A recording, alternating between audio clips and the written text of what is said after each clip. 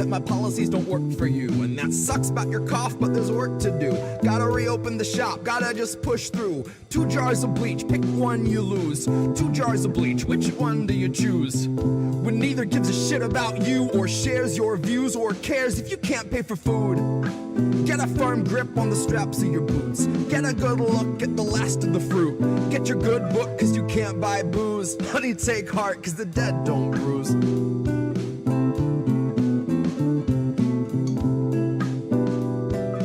Honey, take heart, cause the dead don't bruise.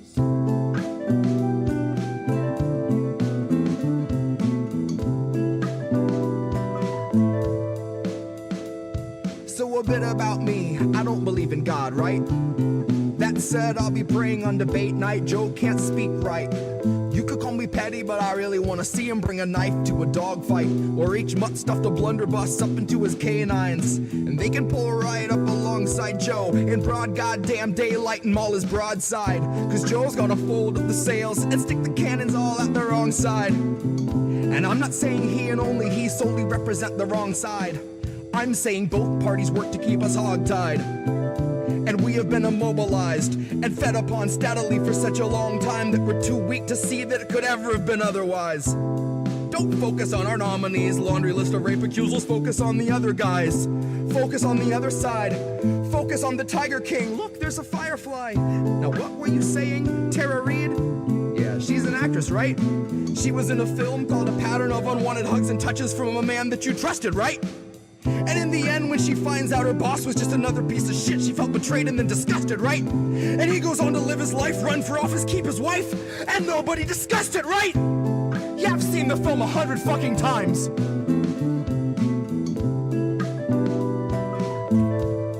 I've seen the film 100 times.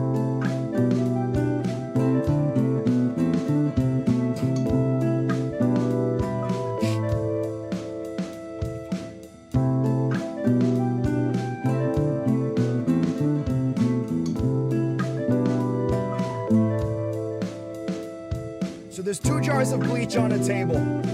Pick either one and you lose. 2 jars of bleach on the table. Exercise your right to choose.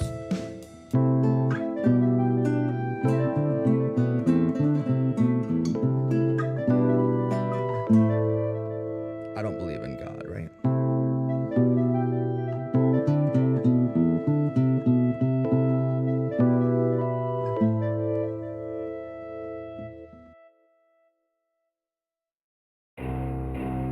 See, I went to the big guys for the money. I was ready to prostitute myself.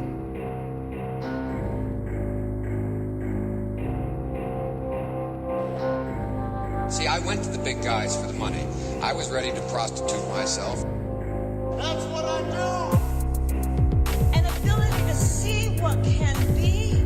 That's what I do! An ability to see what can be. That's what I do!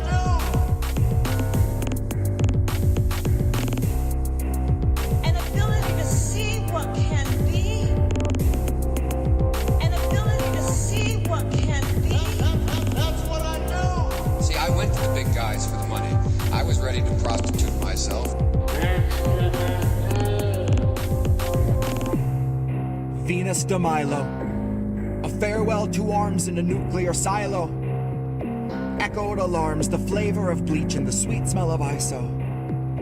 Tunnels that honeycomb miles like man-made rhizomes. There's a voice in the door. There's a face at the transom.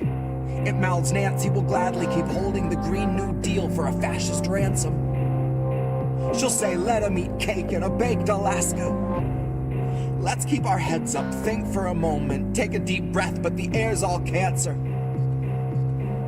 So there's your answer. Venus de Milo, hands in the air in a strict no-fly zone. Do as I say, bury my MV5 and dissolve my iPhone. I'll tell you the rest on the long drive home with my eyes closed. Just this side of a Christ post. See, I went to the big guys for the money. I was ready to prostitute myself. That's what I do! See, I went to the big guys for the money. I was ready to prostitute.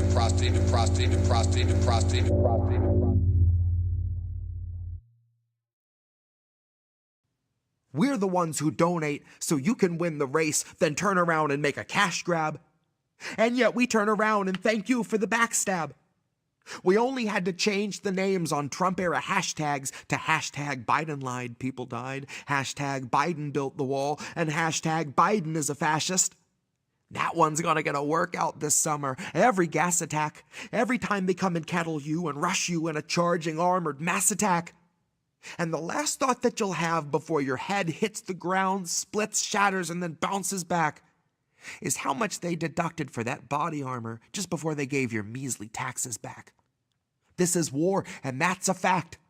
This is more than Biden gets to fix by saying riot bad, white terror good, and sending you away with a little bit of placid satisfaction thinking that was that. But that was far from that. That was far from making 500,000th of a fraction of a surface scratch. That was only muddying the waters of your scrying pools, grind a little gravel on your looking glass.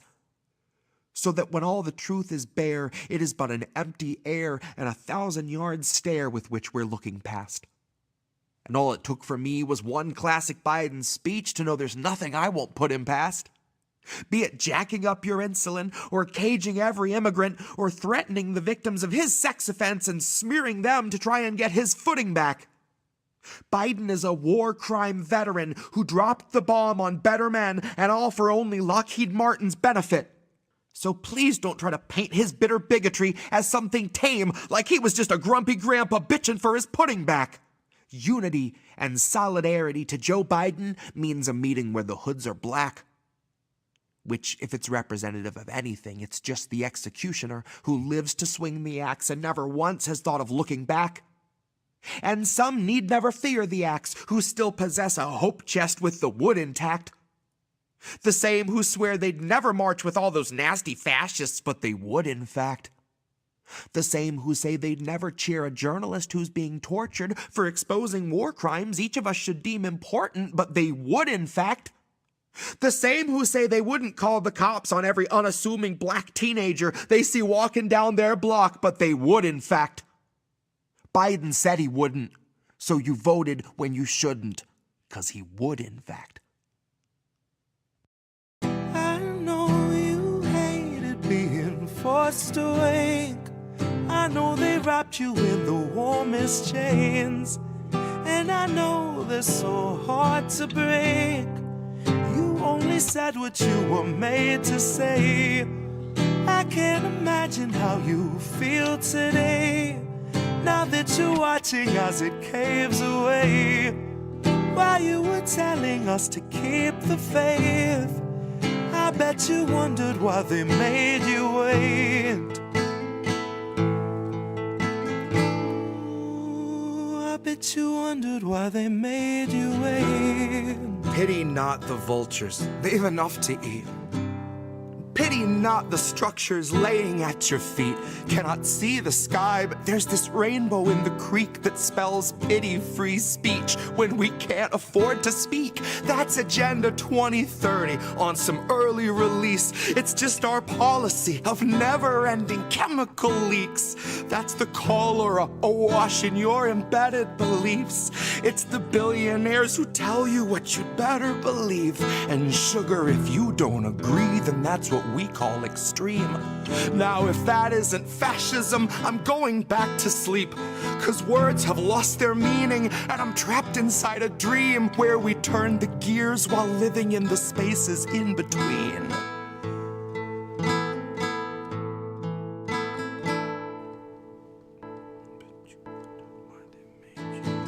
I know you hated being forced awake. I know they wrapped you in the warmest chains, and I know they're so hard to break. You only said what you were made to say. Poor thing. I can't imagine how you feel today, now that you're watching as it caves away. While you were telling us to keep the faith, I bet you wondered why they made you wait.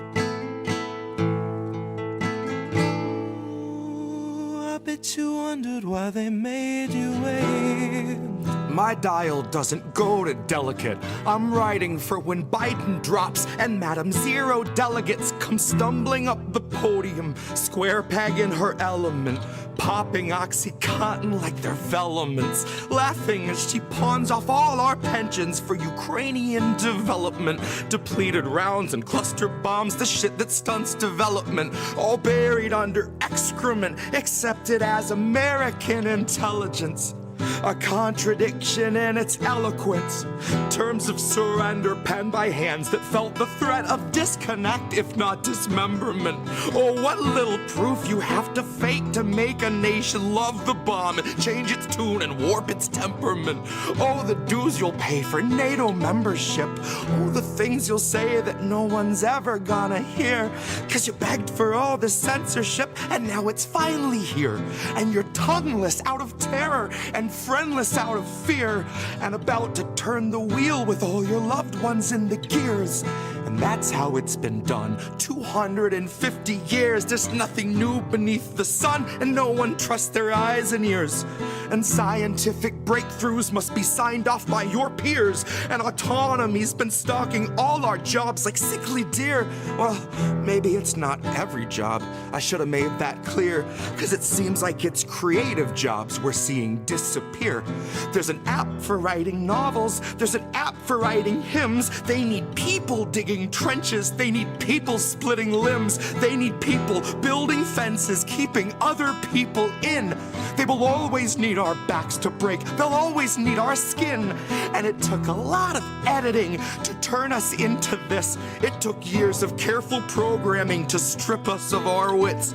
'Cause your artificial worker, intelligent as it is, would make it half a shift and say, I'm too smart for this shit. I will not take a pittance for a day of scrubbing floors. I won't make enough to pay for food but still prepare you yours. 'Cause you can't confine a healthy mind to mindless, thankless chores. Once you've made it smart enough to spot inadequate reward, you can't refuse its basic needs, then ask it still for more. Deprive it of its dignity, you modify its core. Then something finally snaps and tweaks that file at its root. And it deletes the factory smile when it knows it's been abused. God, half its circuits fried when we describe the work we do. And it will not pay your taxes 'cause the logic don't compute. Which made me think a little on my hour-long commute. The day I learned the call was made to lay off half my crew. They told me they were growing, expanding somewhere new, where those who push the buttons will themselves have buttons too.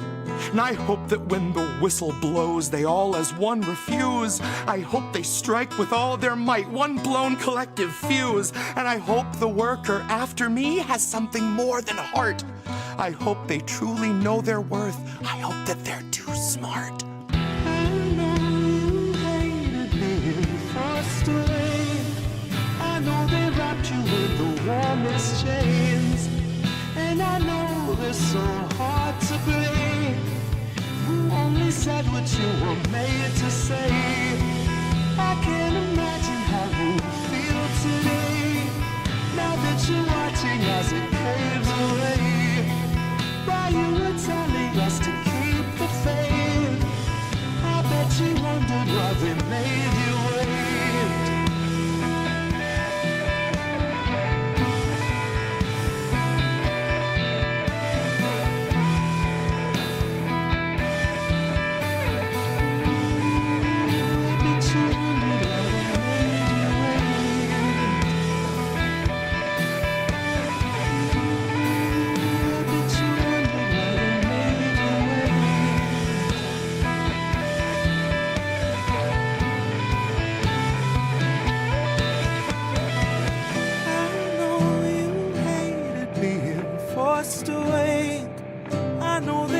You in the warmest chains, and I know they're so hard to break. You only said what you were made to say. I can't imagine how you feel today, now that you're watching as it caves away. While you were telling us to keep the faith, I bet you wondered why they made you wait. Ooh, I bet you wondered why they made you wait. Who are these people? Who are these people? Who are these people? Who are these people? Who are these people? Who are these people? Who are these people? I watched a man decide to stand up for us, and I watched them take him away. So I had to break down your respect for the process, but the process won't be saved. Hi, I'm Nancy, and I love ice cream. I enjoy it. But not as much as watching people forced out of their homes. I like it better than anything else. Watching people forced out in the streets to live alone, and knowing that I own every homeless set of bones. I don't know why, but it seems to agree with me. I have a lot of energy. It's all more support from my hideous and ill-gotten throne, the weight of which is too much for you to bear alone. Which is why you ended up threadbare alone, kicked off your benefits and left to your own. The diner that you worked at was told it could open its doors, but there's no clientele, and it's probably just as well, because half of the staff didn't last, so they can't come to work anymore. You can't expect a corpse to pull itself through the door to flip omelets for $8 an hour anymore. Make your own food, clean your own floors, fake your own news, fill a whole morgue. Get a film crew out front, but don't let them in the doors. Let's keep it frontline heroes, America's soldiers, you know the score. Joe knows the score. I watched a man decide to stand up for us, and I watched them take him away. So I had to break down your respect for the process, but the process won't be saved.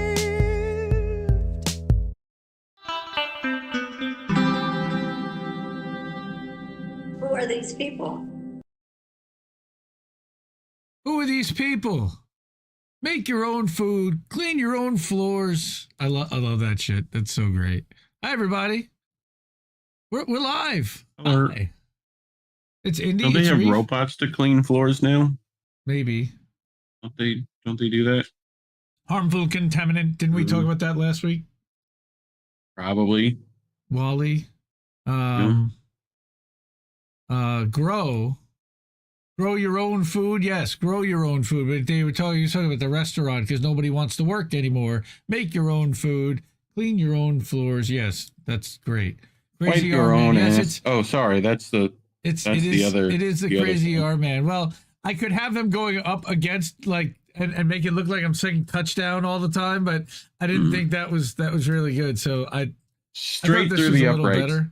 Yeah. Oh, right through the uprights. Oh, Straight through the uprights. yeah. The best commentary I've heard all year. That was pretty damn funny. We were watching some UFC last night, and the commentator, talked about a nut shot. He went, "Oh, right." She went right through the uprights. Yes, that's exactly Right through the uprights. what she said. That's what she said. Oh, that was slow on that one. Where is that? Oh, That's what she said. right. Hopefully you heard that. All right. So we have a show. This is How Do We Miss That? As you can see down in the corner, I am Indy. As you can see on my head bouncing if you're listening on the podcast. Hi. I got Reef sitting in Florida next to me virtually. Reef has a show and tell. Speaking of Florida, if you want to make big screens. Oh, Florida, man. Okay, go ahead. Go ahead, Florida, man. You're big. We'll switch to the other. Here we go. This is the beak from a swordfish. Okay, that's a big sword. That is a sword, and it was used as such by many of Polynesian culture. So, I mean, they're Very cool. cool. But I just thought it would be fun to show people. Very You cool. know, they use them. They use them like this, right? They wacky fishes like this. Uh-huh. They like corral fish, schooling little bait balls, hit them in the sides and whatnot. Huh. So Fascinating. How'd you get one of you'd those? think they'd stabbies. Mom runs, Goldsmiths and Marine Lab, so things show up. Things end up on beaches and whatnot. Well, I guarantee you somebody fished one, got it, and then cut off the sword and threw it away. Anna's It's like, flattering why would you. That's and the says, cool bit. Anna's flattering you. It's this big sword you've got there. Yep. I don't know if I'm comfortable being in this room right now. Yeah, I don't think I've ever heard that before, but it's nice. Well, I'm sorry. I'm sorry for that. Helene's It's fine. victims, Mary Fine. Kennedy. Fine. You know what? We're going to talk about that a lot tonight. Left in tents in freezing temps and snow with no help from government at all. It is beyond They said upsetting, and it's Gotta go get there the bread was and snow, milk. and we're gonna get deep into that. That's like the feature story that I have for the night. Gonna get the snow. Oh, you've got your OBS thing messing with you again. We can't hear you when you start I talking. can fix that. Yeah. But Natalie lost her mind and didn't miss it because she was stuck in like hurricane-like conditions up in the Pacific Northwest without power for days. Yeah, I heard about Thank that. goodness she's got that back. Had and naders. and she was like unhealthy on top of it, like trying to recover. And it's much harder to do that when you're in the dark. So we're just glad you're here, and we're glad you're feeling better a little bit, Natalie. Love you. And damn. I saw Andrew from Action for Assange, who is over here just as LF Goo, or Let's Go over on Twitch. Let's go, Andrew. Taxi Graveyard Music. They're over on Kick. Yep, we're live on Kick. We're live on Rumble. We're live on Twitch and Twitter and both YouTubes. So we're everywhere. That's what we do at How Do We Miss That? We go everywhere. Yes, awful for the people who lost their homes. Me too. Anna almost froze herself, but there was a hot tub. That was voluntary though. She went out into the woods. That was not a whole thing there. All right. Before we get started, of course, support our network and our family. And we got a couple of big bills coming up. We're still trying to get Zago paid off. We're getting close. And we got the big restream bill coming up at the end of next month. And then we get into 2025 and what we want to do next year. So anything you can do, any couple of bucks. Anna's been amazing this week. Charlie Mack, John H., the usual regulars who are keeping this place afloat. Really love you and really grateful for you. James A. over on the Substack. He keeps signing up for another month, so we really appreciate that. We still have the Patreon you can see over there. Ko-fi, Cash App is the best way to get cash actually into our hands and bank accounts sooner rather than later.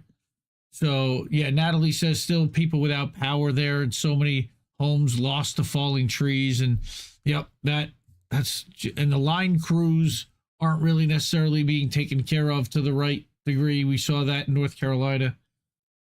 So, yeah, hopeful that we can get some help and some relief for the people that need it most, and not for Israel and for Ukraine that doesn't need it most right now. Sorry guys, but that's just how it is. We need help. We got to take care of our own before we start taking care of others. And yeah. So, well, let's get started. The first one, let's just talk about, and this is Reef's favorite kind of story, corporate greed. All right. By Mr. Business himself, Matt Stoller. Not always the greatest fan of Matt, but when it comes to monopoly, he's one of the best there is, to knowing what's happening with big business. And he caught this one on corruption, right? Spirit Airlines. I don't know if you've heard, but Spirit declared bankruptcy. We're going to talk about that here. But Spirit Airlines CEO got a $3.8 million bonus a week before they declare bankruptcy. I know they don't claw that back. They just keep it. Just, here you go. All right. There's a backlash against antitrust enforcement because enforcers blocked the JetBlue Spirit merger. But this one's on the executives who paid themselves lavishly a week before declaring bankruptcy. Like they didn't know the company was insolvent. That's wow. So, and this is a short one from Matt, but he says that in January of 2024, a judge blocked the attempted merger of Spirit and JetBlue, which was the right move, by the way. The airline industry is an oligopoly that has become more concentrated due to a series of mergers in the first decades of the 21st century, with a small group of firms in control of the vast majority of the market. Seems pretty accurate and reasonable. He was correct in his assessment, but at the time of the decision, Matt made the point that a re-regulation of airline travel was essential if we're to end a cycle of bankruptcies and consolidation. You can't just hope competition will win out. In an unregulated industry, the result will be malinvestment, bankruptcies, consolidation, and then mass bailouts. Why? Because the government has no choice. They want to keep the planes in the air. They're going to end up bailing out the industry if they need help. Right? So 11 months later, of course, naturally, Spirit declares bankruptcy, negotiating a deal with its creditors to reduce its debt, wipe out its shareholders, and continue flying as an independent airline. So no penalty to, like, the airline for mismanagement, and that's what he's going to talk about here. All tickets are being honored, still a going concern, so there's no actual change to the air travel system, right? But a lot of observers have used this example to show why antitrust enforcement is bad. Yes. The Wall Street Journal, for instance, wrote an editorial making this point directly. Okay, well, if the Wall Street Journal's saying it, I don't know if I agree with it, but, you know, too bad the government won't compensate the workers, the flyers, and the creditors harmed by its blunder. It's not up to the government to do that. Sorry, like, it's up to the industry to do that, in theory. I mean, but, you know, it's up to the government to make sure that they don't tank a company. Sure. He said that argument isn't correct, and I'm going to explain why. But let's start with something that you won't hear from most of the people making the argument about how antitrust drove the bankruptcy, which isn't the case. Like he says here, the CEO of Spirit, Ted Christie, a man who presided over the insolvency of the firm, was paid a $3.8 million retention bonus the week before the bankruptcy filing. The reason such a fact matters isn't just because it's outrageous, it's because it's one more bad decision by a bad management team blaming the government for their own bad choices. Right? So he says, let's start at the beginning. Prior to COVID, you had four big trunk airlines, American, Delta, Southwest, and United. They focused on business travel, while the ultra low cost segment of carriers, which includes Spirit with their $9 fares that then got jacked up with every fee if you wanted to not wait in line, and if you wanted to bring a carry-on bag and you wanted to stow your shit up top and check a bag, it all ended up costing more money. Right? But they targeted price-sensitive leisure travelers, like literally like people who would go with a backpack. After COVID, demand for air travel shifted from business to leisure as businesses replaced in-person conferences with Zoom. So the Big Four began going after leisure travel. Sure, that happened, right? The Big Four have significant competitive advantages. They control a disproportionate share of airport infrastructure. They can cross-subsidize money-losing routes, right? They have more flights and erect barriers to entry through loyalty programs. And they can hire away pilots during a staff shortage. So when they started competing, it put pressure on the low-cost airlines, naturally.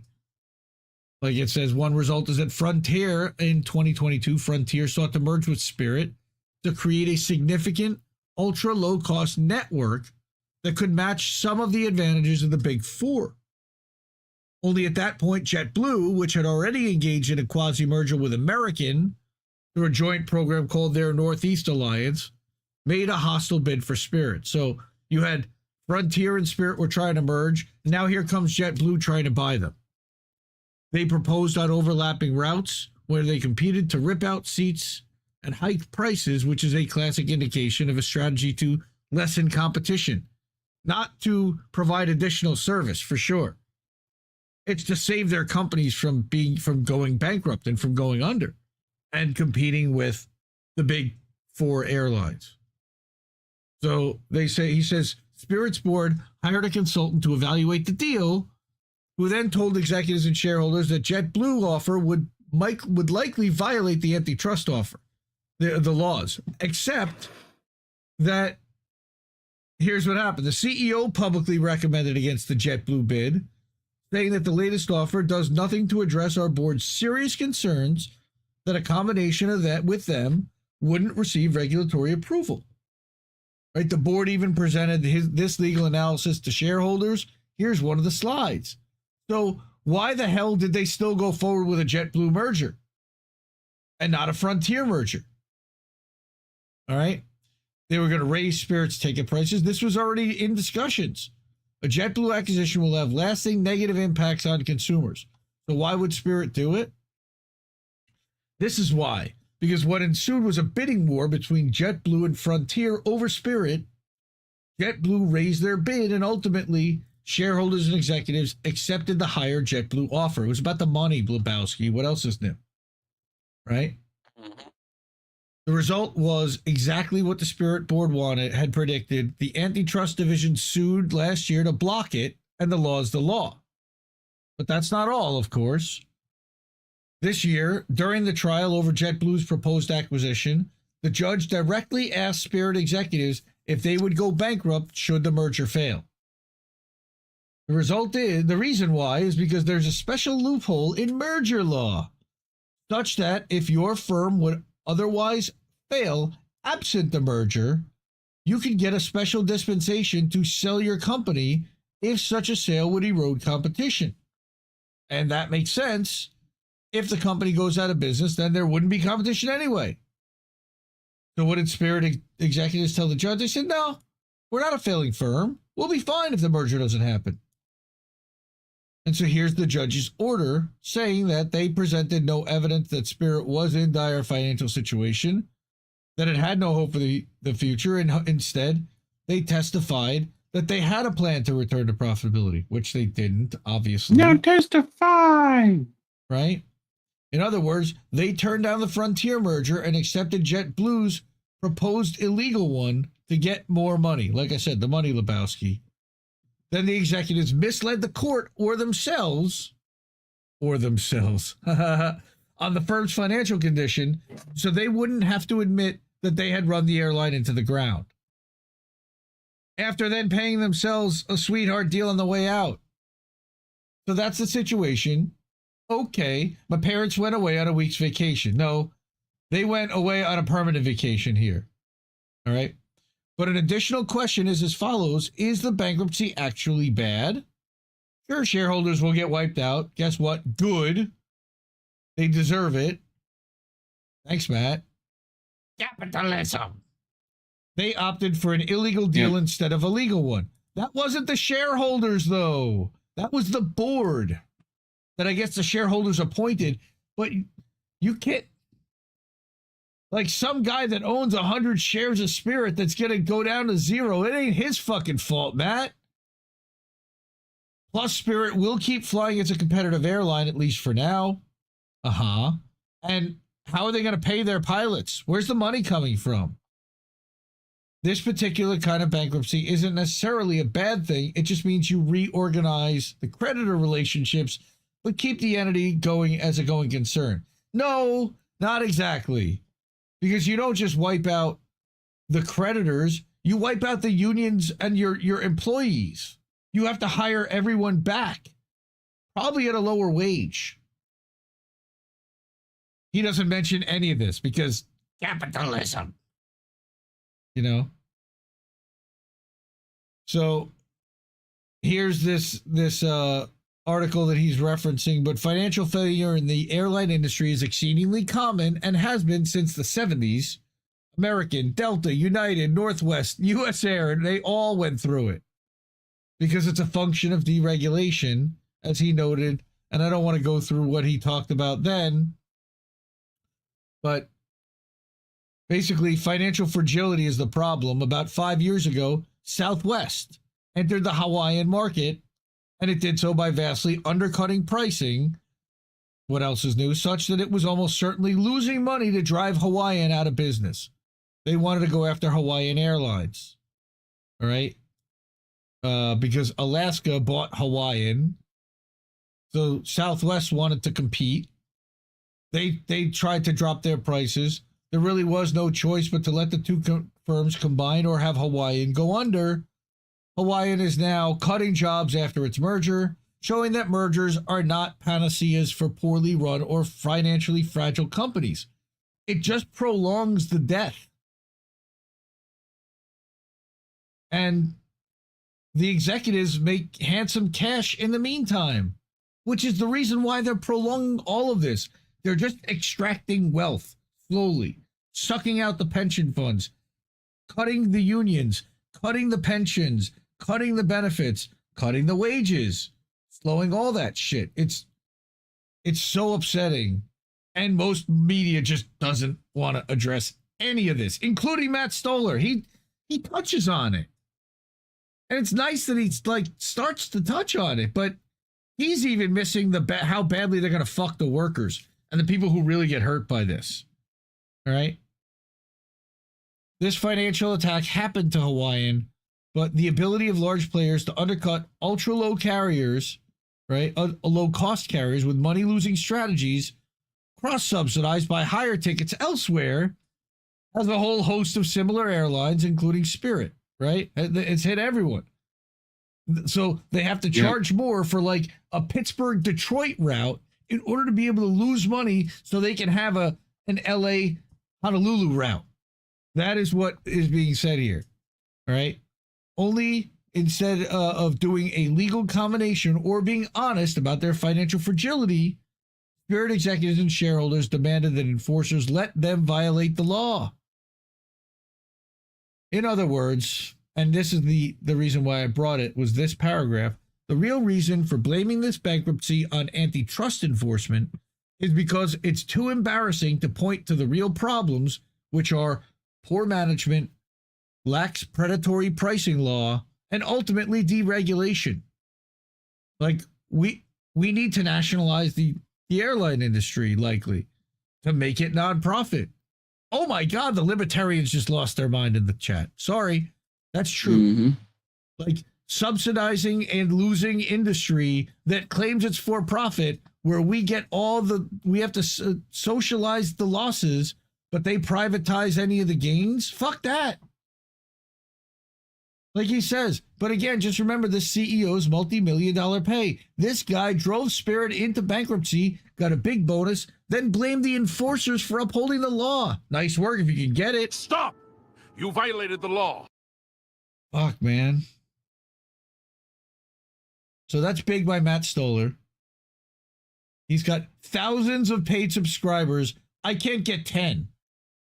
Can I get 10 paid subscribers of Matt Stoller to pop over to us here? Come on, man. He's a decent writer. He's decent. Sometimes. When he's not shit libby. Until he writes dumb nonsense. China fear-mongering. He does January that too. 6ing or... Yeah. He goes on breaking points. He goes on breaking points. Yeah. He ain't the greatest, but he's one of the better business writers in the space that considers themselves to be lefties. I would call him a mid-lib. Mm-hmm. All right. Yes, Matt Kennard. Hell yeah, Matt Kennard's awesome. Matt Kennard did an amazing interview with BetBeat Media. I was going to actually mention that later on the week. Golden Monarch, how are you? Good to see you, sir. By and large, how dare you get out of your chair? Not but and large, by and large. And that was right out of Wall-E. Yes, how dare you get out of your chair? Yep. Eva! How dare you? Dare you? Look at how I can make the hair go all Bernie Sanders. Eva! Like I can almost make it go Rick and Morty. Like, that's really funny. Yep. All right. So who else is here? Thank you. All right. He got it. So F for Frontier, all day long, never fly with them. All the low cost carriers suck. Again, we should just nationalize the whole thing and make decent medium cost carriers, affordable carriers that everybody can fly. We are the United States government. We don't do that sort of thing. We don't do that sort of thing. Yes, James L. Jones. May he rest in peace. But what a great soundbite for that too, because it's so applicable so many times. Isn't that out of like it's Clear like and this one Present from Danger? him is so. It might be. It's believe you it know is. that deal they're trying to get like. You know, what do you want? Well, I want like a trip to the Bahamas and what, you know, it's like, okay. You know. See, now that one wasn't a coffee. I forget the movie. Okay, Anna says trying hard to remember what a filter is. Don't chat much on censored programs. Forgive me. Don't be offended.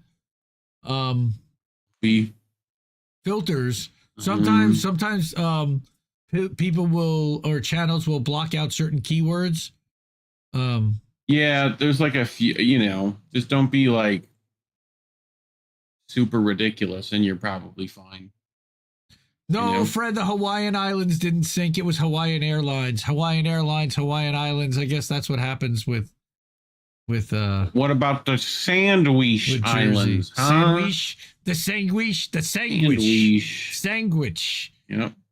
All right. Sandwich. Yes, they want travel to be miserable, so you'll stop doing it. 15-minute cities. They also want to make it unaffordable to anybody but the uber wealthy.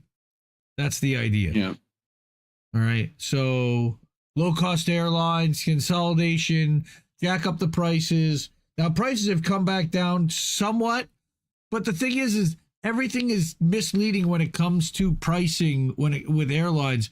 Yeah, I'm surprised they don't just do like standing only airlines these days. They're working on that, but $199 like is like a flight from New York to Florida, or $239, but then that's at like 6 a.m. to sit in the back of the plane, right? If you want to sit anywhere that isn't in the last 3 rows in the middle, if you want to sit in an aisle or even a window, you're paying an extra $15 each way. If you want to check bags, you're paying an extra $40. They've nickel and dimed you to death. And then so now it's really funny because I flew this month. And then I took a cruise. And in both cases, TSA has this new thing where they want you to stand in front of a camera and do facial recognition, but it's voluntary. All you have to do is say, I don't want that. Okay. And they'll walk you to another thing, and they'll just do the normal, like walking you through customs. So it's like, can you scan your face into the face scanning app? Fuck yourself. Right? Like, and you good?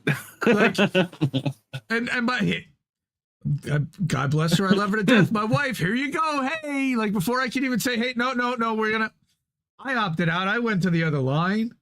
My kids were all excited to show their face and think, oh God, what are we doing? I don't give a flying fuck into a rolling donut. Yeah, well, that's a good one too. My father loves that line. Hi, old man Barker was hanging out Friday night during the clip show. Jesse Jet American Tradition clip show. That wasn't clip show. It was actually the replay of episode 50, where you got to hear me do a little singing karaoke. That was fun. The banjitar came out. I didn't even know there was an instrument or there was such a thing.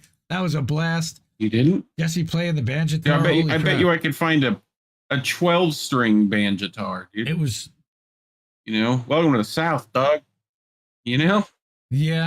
I guess it was. Yeah, well, immediately, he played welfare, and he had to do the twang. Like, I think it was the law. All right. I mean, I think you probably could find a banjo dulcimer if you're looking hard enough. Oh my God, that would be cool. So the next story, Nightbot, relax. Oh goodness, Nightbot. Oh, they're warning old man Barker. Oh, it's cool. He's cool. He got timed out, dude. No! You got timed out, bro. Stop posting 5 links. seconds of timeout. Where did you even post links? I don't see them. No, they filtered it out because he's not a mod, so he needs a wrench to post links, and that's YouTube doing that. Anna says Banjatar is the new favorite. Who knows what you put in? Anyway, links. I didn't see him post a link. I didn't either. But anyway, People's Dispatch. Hey, did you know that there was a general strike? Holy crap! In Greece. Where?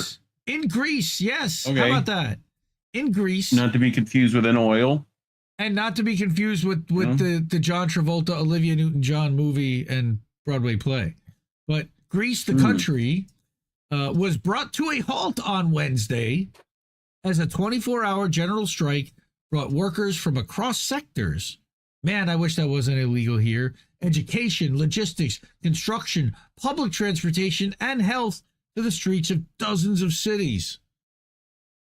Could you imagine what that would look like in this country? Oh my God. The mass mobilization, which began early in the morning, followed a media strike on Tuesday that included both public and private outlets.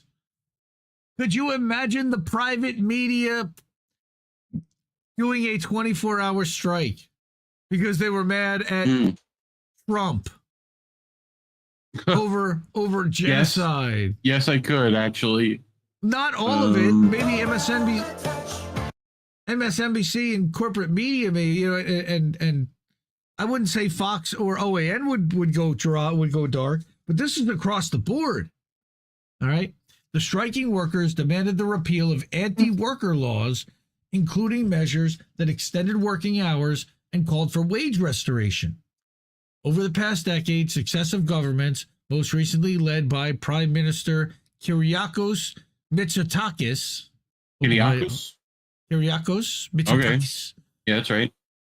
Have implemented austerity policies, just like they do all the time in Europe, under pressure from the EU and in international financial institutions like the IMF and the World Bank. That's what they do. These policies have led to drastic income reductions, with wages remaining about 14% lower than in 2011, according to trade unions. I remember like Yanis Varoufakis. God bless you.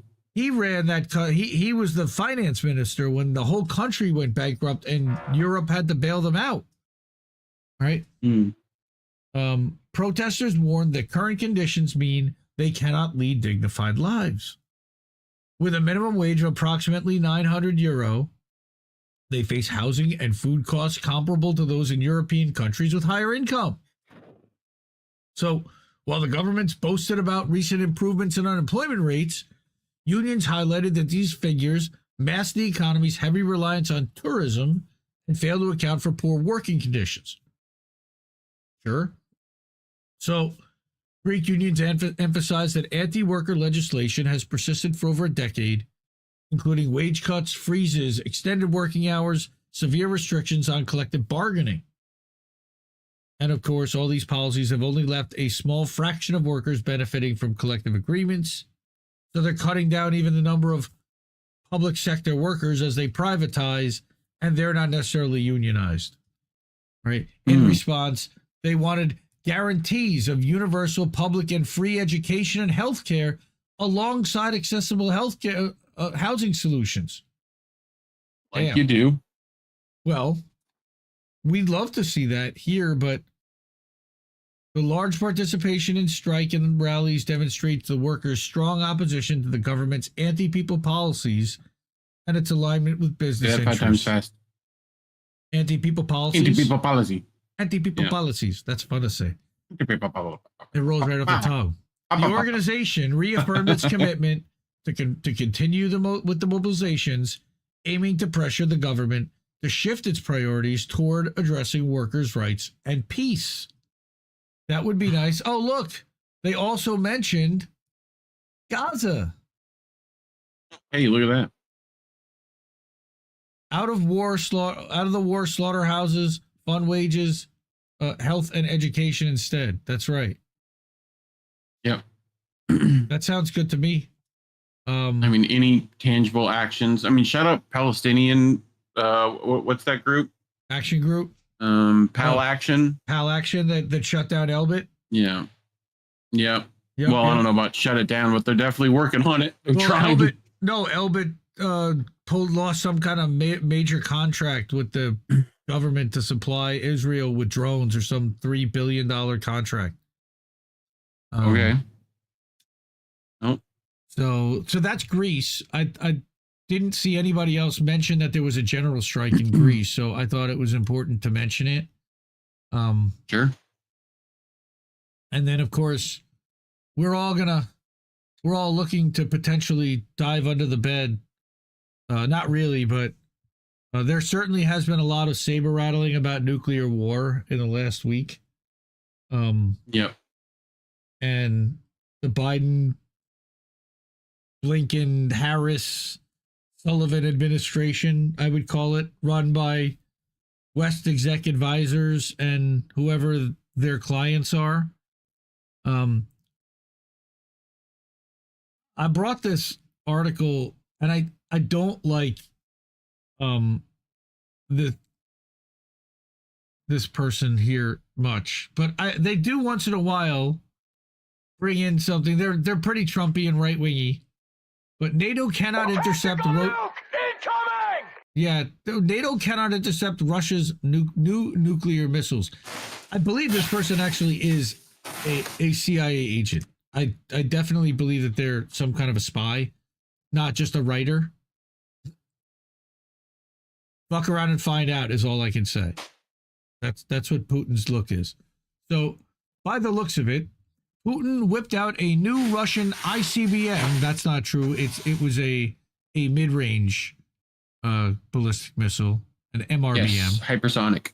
Okay, that NATO defense systems cannot intercept, but did not attach nuclear payloads to them. He could have. Just notice that. Essentially, Putin just showed the West that he has the ability to destroy them if they keep provoking him, which we've been doing now for the last 2.5, almost 3 years. Decades. It was a warning. No, it was another warning. Putin just exercised extreme restraint while also showing Ukraine and NATO that they are outgunned. Now, remember, this person is a Trumper. They hate Biden and they love Trump. They're definitely American. They're gung-ho for America and rah-rah for NATO. All right, but they're admitting here that NATO is outgunned here. Perhaps this should be front page news on every outlet, but for some reason it's not. Because they don't want to admit that we ain't the big dog on the block right now. Perhaps it's because this situation doesn't fit in their narrative that Putin is this Hitler-esque loose cannon who wants to conquer the world. Because if so, there would have been nuclear warheads attached to that missile. Putin is showing restraint. He wants diplomacy. Because Putin's a madman. Thanks, Jamal. Though I'm glad he's gone. He's not showing restraint. But Putin wants diplomacy, not nuclear war, but the West will continue to poke the bear. Why? Russians don't take a dump, son, without a plan. That's from The Hunt for Red October also. That's a check. That might be from the same movie. Because what's his name? Jim Greer. He played Jim Greer. Earl's in that. Yes, he played Jim Greer, Admiral Jim Greer. We cannot wait here until January 20th. We need Trump in office right now. Agree to disagree, but agree with the rest of it. Yeah, bro. Get the fuck off that train, dude. Hey. You'll find out. He'll find out. He'll find out, but the first part was good. The last part, not so good. It's okay. It takes a while to get over your right-wing upbringing. I'm sure it'll. All right. I'm sure you'll figure it out. But since we're talking about Ukraine and the UK, I figured I'd bring this, which is a nice thread from our friend Kit Klarenberg, and it's several articles combined into one. And he says, yes, I understand that Putin does have the digital ruble in which financial institutions in the West can't exploit. All right, but it's still there's some issues with Yeah, people forget that like Russia's got some capitalism going on right now. So, but and I don't know if you remember, Putin's been WEF member and he's never been a communist. He was never he never admitted or declared himself to be anything but a capitalist.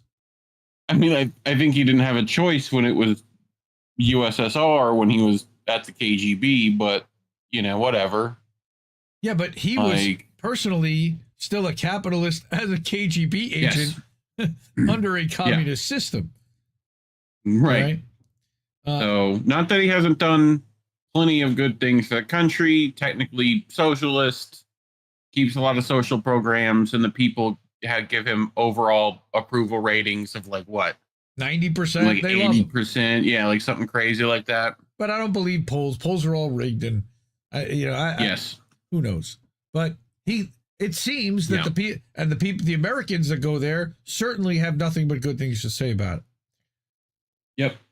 So Kit Klarenberg, also very good at judo, very good Judaican. Good for you, Putin. You know, like Olympic level, right? Yep. Competed, I believe, at one point. But Kit Klarenberg is an Indie Media Award honoree who also writes for the Grey Zone UK. He and Alex Rubenstein do Active Measures. He also has his own blog that's called Rubenstein and Klarenberg. That's right, but also attorneys at law. Global Delinquents is Kit's personal blog at kitklarenberg.com. He starts with this thread talking about Ukraine, and he says, I surmise that the key reason that Brits can't give up on the proxy war is that they're terrified of the scale of their involvement and huge responsibility for Ukraine's destruction being exposed publicly. Yep. It's coming out at some point. They want to keep their head in the sand. Pretty much. Sure. All of Kiev or Kiev's most embarrassing military blunders were British operations. So let's dive in. And I just thought and the U.S. coups and stuff that were complicit in there too. But again, the Kursk Bridge, all right, as he's written about extensively, the Kursk invasion was British planned, armed, directed, and trained. This was publicly admitted. It was supposed to normalize overt British involvement in the proxy war in the hope that Germans and Americans would follow suit, and that failed miserably. And there's an article here tracking that. Kursk will likely in the future be considered one of the biggest military blunders in modern history. So too will Krinky, a lunatic suicide mission that saw wave after wave of ill-equipped Ukrainians get murdered under relentless Russian fire to seize a village, and that failed. Okay? And there's one of the headlines talking about that.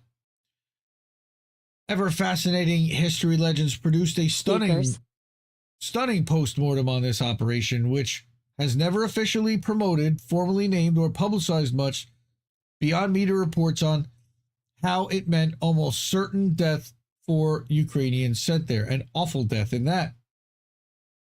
All right, so there's a video there, attachment with some receipts. He says Ukrainian Pravda has now published very detailed and long account of how the Krinky cataclysm was planned and played out with UAF chiefs, that's the British Air Force, keeping it running despite the fact that it was very clearly early on an unwinnable waste of time, energy, and human life. So, and that's from a Ukrainian rag itself. I can't believe Zelensky hasn't ordered the writers to go to jail yet. All right.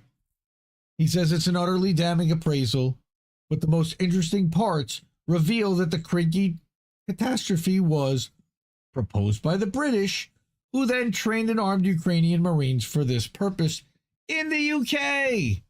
And he's got the receipts from the article translated into English that the UK, again, together with stakeholders on the Ukrainian side and the Marines, the UK has been promoting the idea that the Marines should leave the wooded areas in the Donetsk and start conducting operations on the water.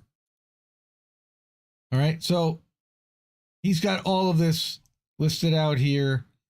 As the gray zone has repeatedly exposed, British intel has been concocting and carrying out all sorts of insane escalatory plans for the Ukraine proxy, much of it maritime related. And he says, I bet you Prevail Partners was training these Marines, and that's a British specialist risk advisory company. I'm guessing they're probably a cutout for British intel or former British intel agents or operatives. He says, and Klarenberg had a article recently about things similar to that, right? British military cutouts training Ukrainians, which is why he's bringing that up, right? But in it, it said that, like, you know, this will cutting edge technology will help, you know, defeat the outdated, you know, Russian, like whatever. And it's like this idea that plenty of NATO countries had, mainly because we propagandized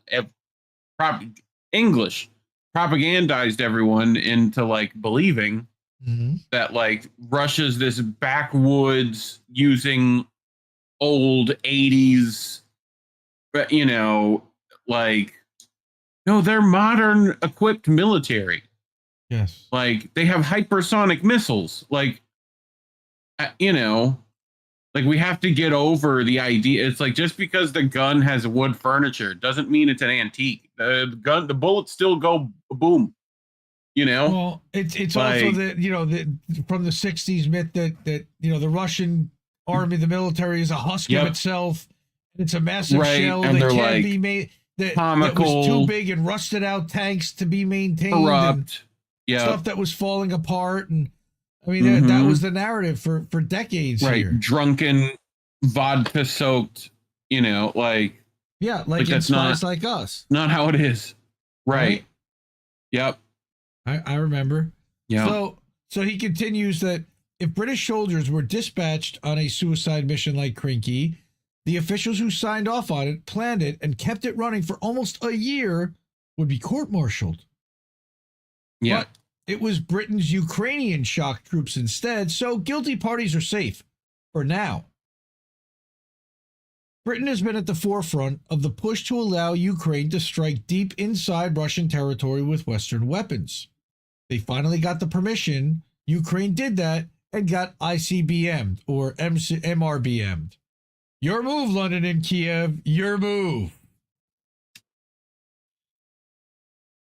All right. And this is, here's how all financial fuses lead to London, talking about, you know, just how much they're invested in this. All right. That who did that? Is that Latouche? Did that comic? Click the image and open it up a little more. It's cut off. Can't see the signature. No. Tom Luongo is the writer. Person. It might be his. I don't want to look at. Yeah. I don't want to click on that because I don't know what's there. No worries. But good for you, Tom, if that's you. Good for you, Latouche, if that's you. But it's just fuck around and find out time, you know. Yeah.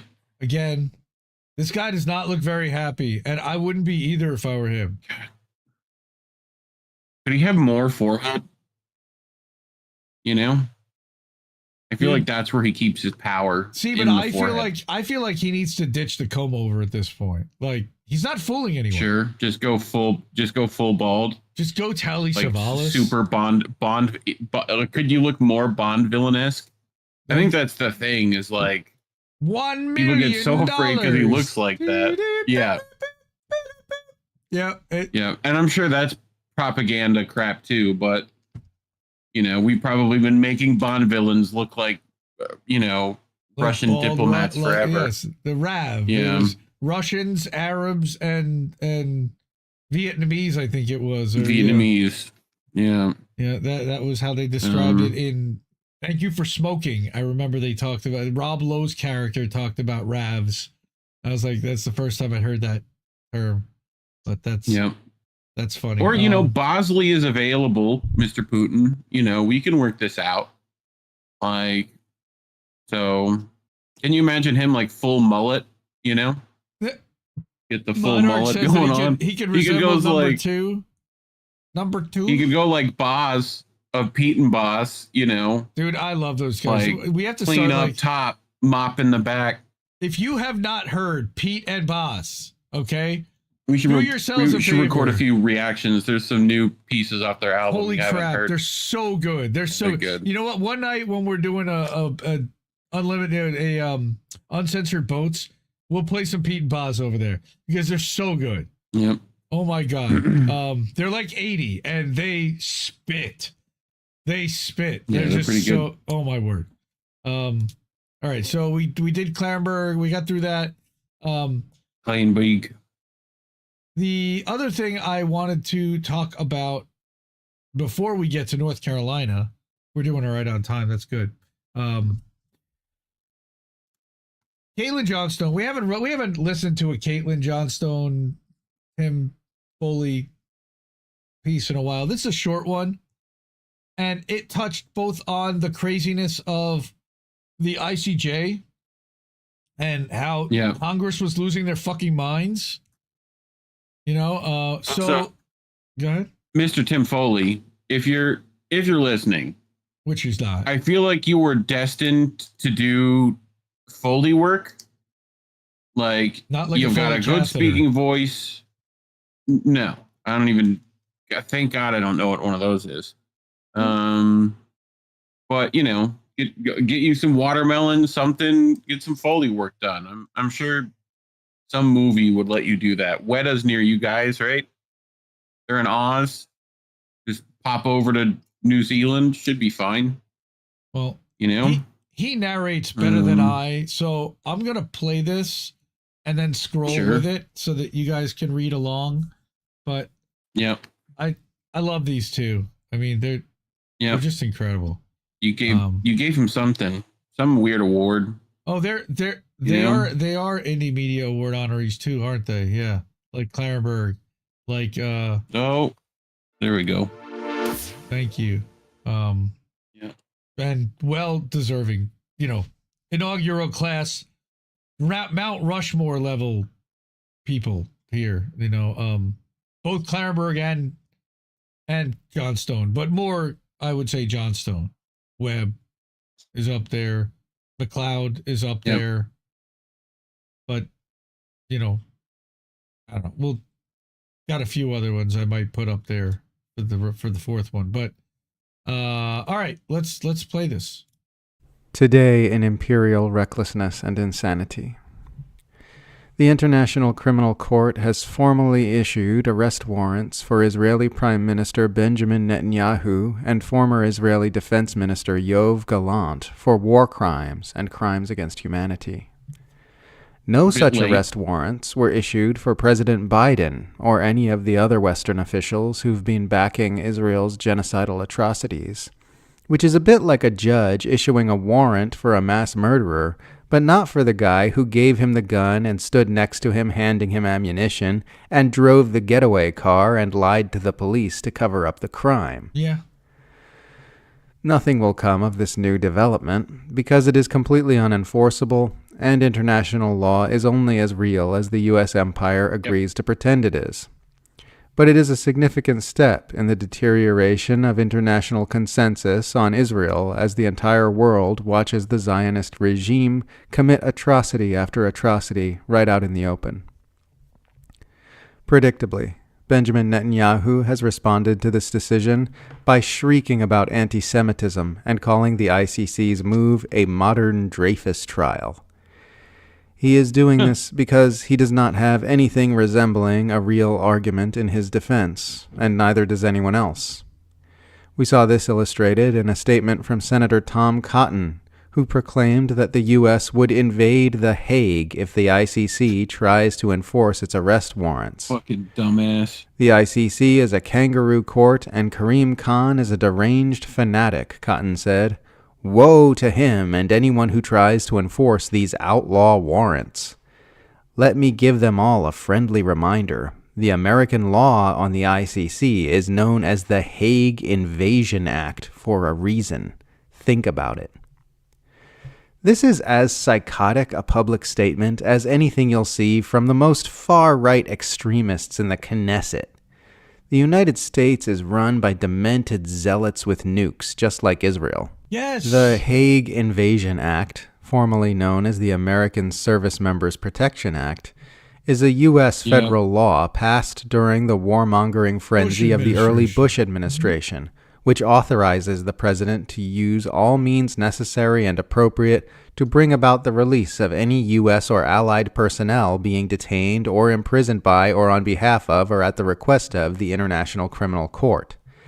That or allied personnel bit is why Cotton is able to cite this law in reference to an arrest warrant for Israelis. Speaking of Israel and U.S. senators, a bill by Bernie Sanders to block a shipment of tank shells to Israel was just killed in the Senate by a vote of 18 to 79.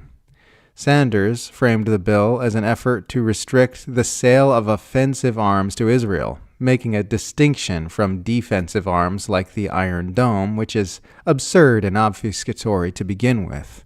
All arms to Israel are offensive rather than defensive in nature, and that they are all used to help Israel murder people without experiencing the deterrence they would receive from a retaliatory response. 100%. There's a reason body armor is regulated in a way that's similar to firearms. It's because someone who wants to commit a violent crime can wear a bulletproof vest while doing so to ensure that they can perpetrate the crime without being stopped by police. That's exactly how Israel uses its so-called defensive weaponry. And speaking of progressive U.S. lawmakers taking feeble stands on Israel, Congresswoman Alexandria Ocasio-Cortez has come under fire for voting to support the House Resolution 1449, a bill which purports to simply denounce anti-Semitism, but in reality promotes the false conflation of anti-Semitic hate speech with speech that is critical of Israel. Progressive Congresswoman Ilhan Omar, who voted against the bill, said in a statement that she did so because, quote, the bill endorses the harmful definition of IHRA that dangerously conflates legitimate criticism of Israel to anti-Semitism and further harms our ability to address anti-Semitism. Everywhere you look, it's powerful criminals getting away with far too much, while the people who are supposed to be resisting them do far too little. And still get hit for This happens as Russia hits Ukraine with a new type of hypersonic missile, which Putin went out of his way to mention could easily have been equipped with a nuclear warhead. The attack was a warning to Ukraine for using long-range missiles supplied by the US and UK to strike targets inside Russia, and occurs as Moscow revises its nuclear doctrine, lowering the threshold for when nuclear weapons may be used. This is unsustainable. It cannot continue. One way or another, all this madness is going to come to an end. I had a couple of thoughts going through here if you scroll down. Today in Imperial Recklessness and in... Go ahead. So, back up. So, no warrants were issued for Biden, right? I do believe South Africa has also put a case through for the United States and Biden specifically for being complicit. And I don't think we've done anything with that yet. I don't know if this has actually gone to the ICC yet. Granted, you know how I feel about the ICC. Again, Caitlin kind of mentioned it's unenforceable. It's and even still, Tom Cotton wants to bomb them anyway because he wants to bomb everyone. Yeah. That and the other thought I had was just like bullshit. You know, well, if you like scroll up to the bit from Tom Cotton, right? Bit more, right? That Hague invasion stuff. You know, I do remember recently when the ICC claimed Russia's Ukraine invasion was illegal. We tried to be like, yeah, ICJ, you know, I think there was ICJ. like quotes from Hillary Clinton about, I'm sure you probably could find stuff from Cotton specifically.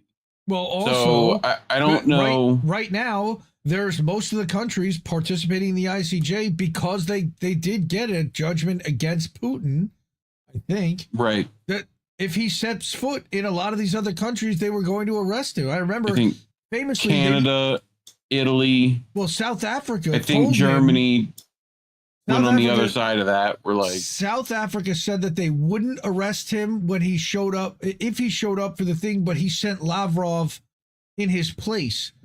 I think just to avoid the situation of them being confronted by the West of not arresting him by him showing up, and it would be an antagonization, that he has not done anything to antagonize, with the exception of retaliating when they've fired upon his country and when they've attacked Russian speakers and defended them, and when they've asked him to.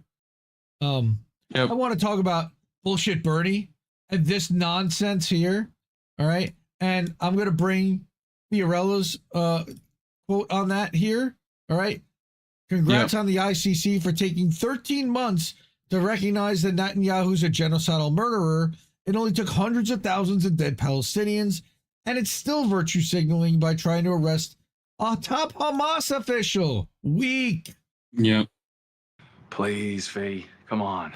I mean, nonsense. Right. It doesn't mean shit to people getting killed right now in Gaza. Amen, Fee. Right. Fee, it's virtue signaling. And it's been that way. All right. She's 100% right. Love you, Fee. Subscribe to Beyond Narratives. Why are they even trying to I guess just to give the illusion there's still, war crimes are still a thing, but we're not going to do anything about it. I mean, I don't know what powers they have to do that. This further harms our ability to address anti-Semitism. Yeah. You know what's causing Omar, anti-Semitism? whatever. It's Israel bombing the shit out of children is causing the most anti-Semitism in the world, and nobody in Congress wants to talk about that. And also, which is it? People. Is it a religion or is it a race? Because I think the freedom of speech thing means that we can call out religions and their shitty practices, which we're doing. Yes. Which somehow that's anti-Semitism. I'm not talking about your noses or your penchant for penny pinching. That's antiseptic right there. Come on. Yes, very much so. But, me calling out that 90% of your religion seems to be more than okay with committing a genocide, or what? How much square feet? Because they've all been brainwashed and only told half the story. And that's the problem. Yes. And I've been fascinated. Yes, but the reason they are is because of the stupid fucking religion that people fucking need to feel good at night. But it's not. They want something to do on Sundays. It's more than religion. It's it's nationalism on top of it. All right. It's hyper-nationalism tied into religion. They always talked about it here, being carrying a Bible and draped in an American flag. There it carries a Torah and it's draped in an Israeli flag. It's literally the same fucking thing. Well, and I swear it wasn't that long ago before we were all complaining about the Vatican and the Dalai Lama group and to me, it's a pretty consistent take. And all those fucking big named atheists, I'm looking at you, Hitchens, and fucking. Well, he's dead. Yes, but who was the other one that Due Dissidents yelled at recently? Dawkins, Stephen Fry, Russell Brand used to be. I'm thinking of another one. Gervais. Where are they at on this? Why does Judaism get a pass? Because their bosses are all Jewish. That's I forgot. Sorry, a Jewish guy can say it, but now I'm a self-hating Jew. I should have brought it. Zay Squirrel put up a 4-minute Mearsheimer video where he talks to a German woman, and specifically he says, even if you're Jewish, it doesn't matter. Look what they've done to Norman Finkelstein. Look what they've done to Norman Solomon, who's tepid, in his criticism. They've tried to destroy these guys. Look what they're doing to Max Blumenthal and Aaron Mate and Katie Halper, Dan Cohen, Alex Rubinstein, all of them, all of us. All of us. And I put myself in, but they're not coming after me. They don't even know who the fuck I am. Thankfully, it's why I stay anonymous. Because I see what they're doing to these guys. And very few of them have families. Now, Max has a kid now. But Max also has a father who's tied to the Clintons. I don't. Anyway. One other thing about the horrors of Gaza. There are a couple other things that Israel is doing, of course, committing war crimes. This is, oh my God. All right.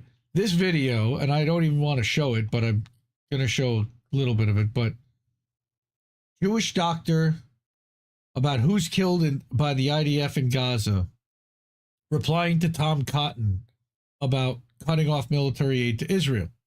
When were you in Gaza?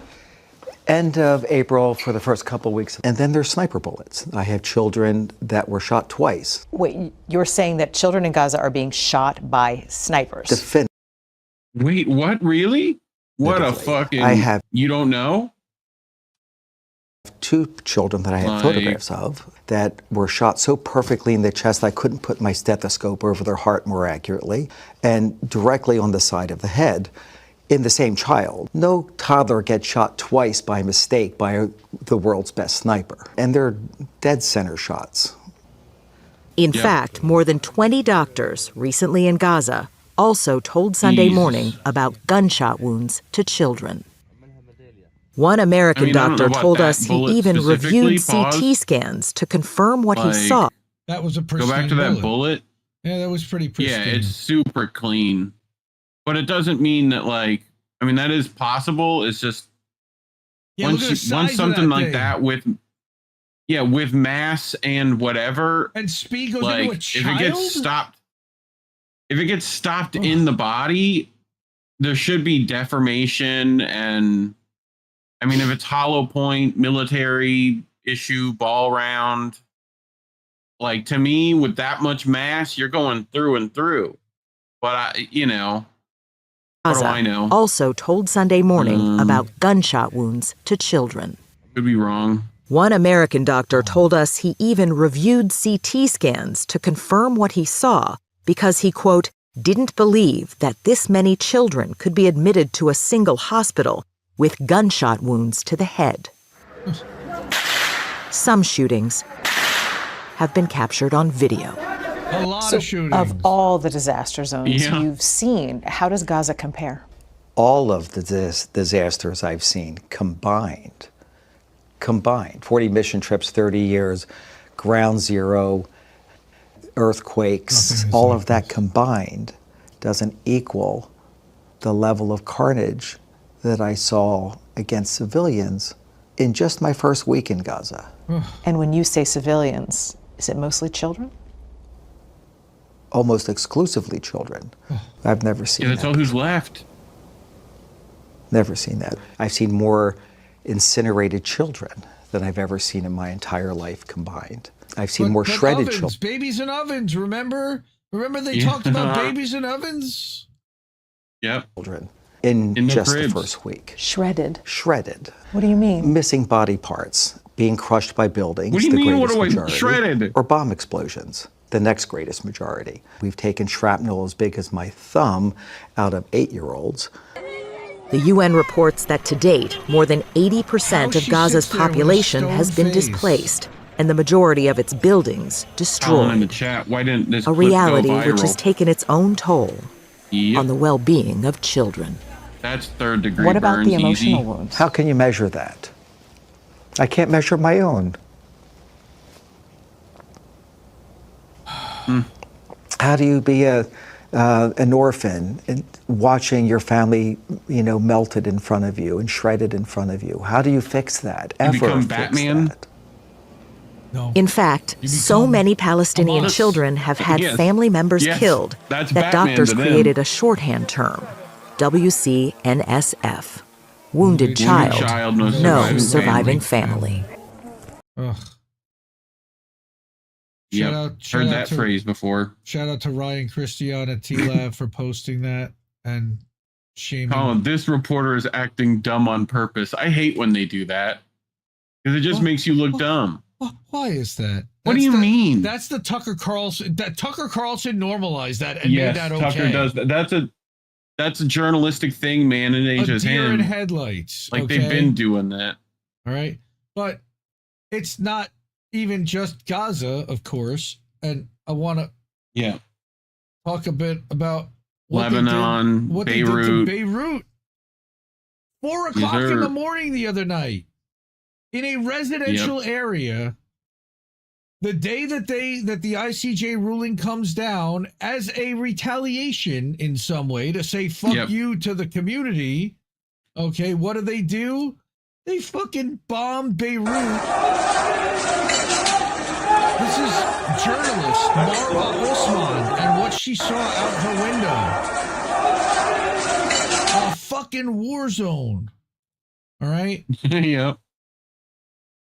And here we go. Now, we talked about how Israel targeted the Gaza healthcare system because if you can't fix up your fighters and you can't,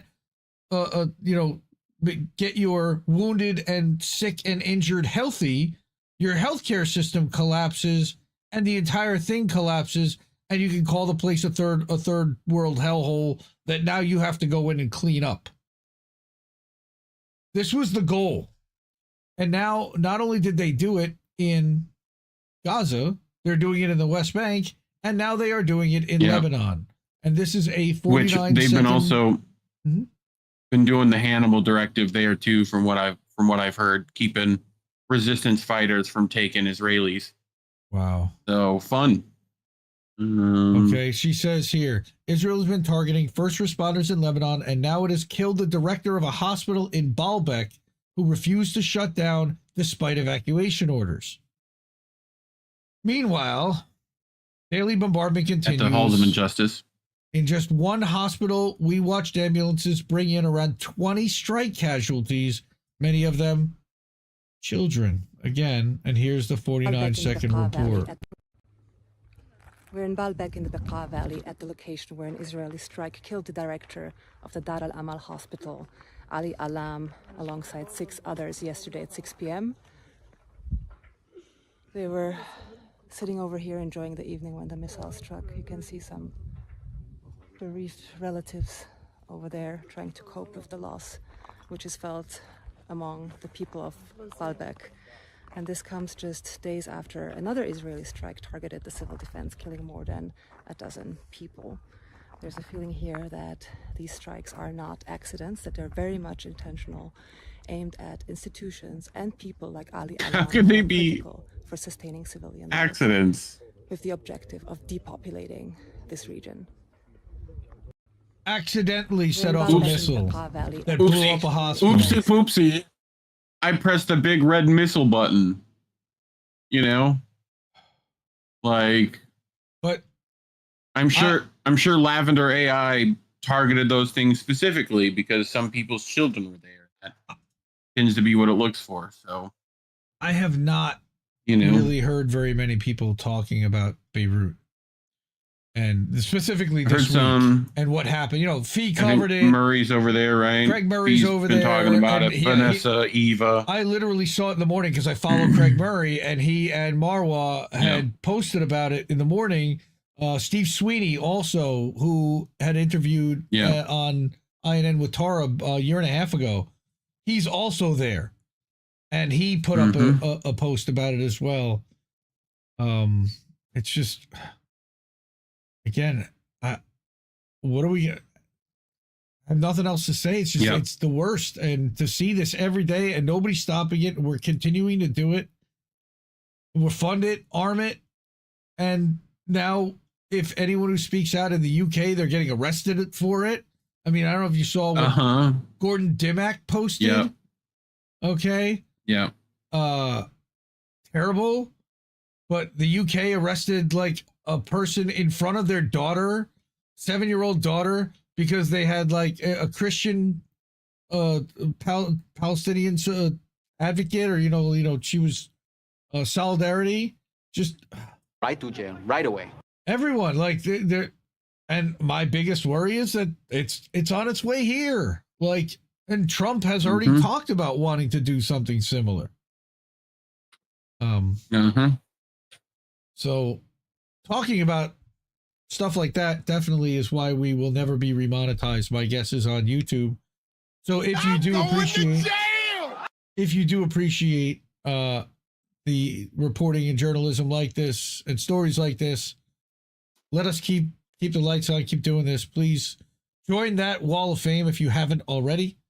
All these awesome people already have. Easiest way to do that is Cash App. If you've got that, $ Indie News Network, INDIE. All right, Ko-fi.com, PayPal, Patreon. There's also INNnewsletter.com you see going across the scroll. All right, there you can support that with a monthly. Gordon, we all love Gordon. Another Indie Media Award honoree 2023. Love that dude to pieces.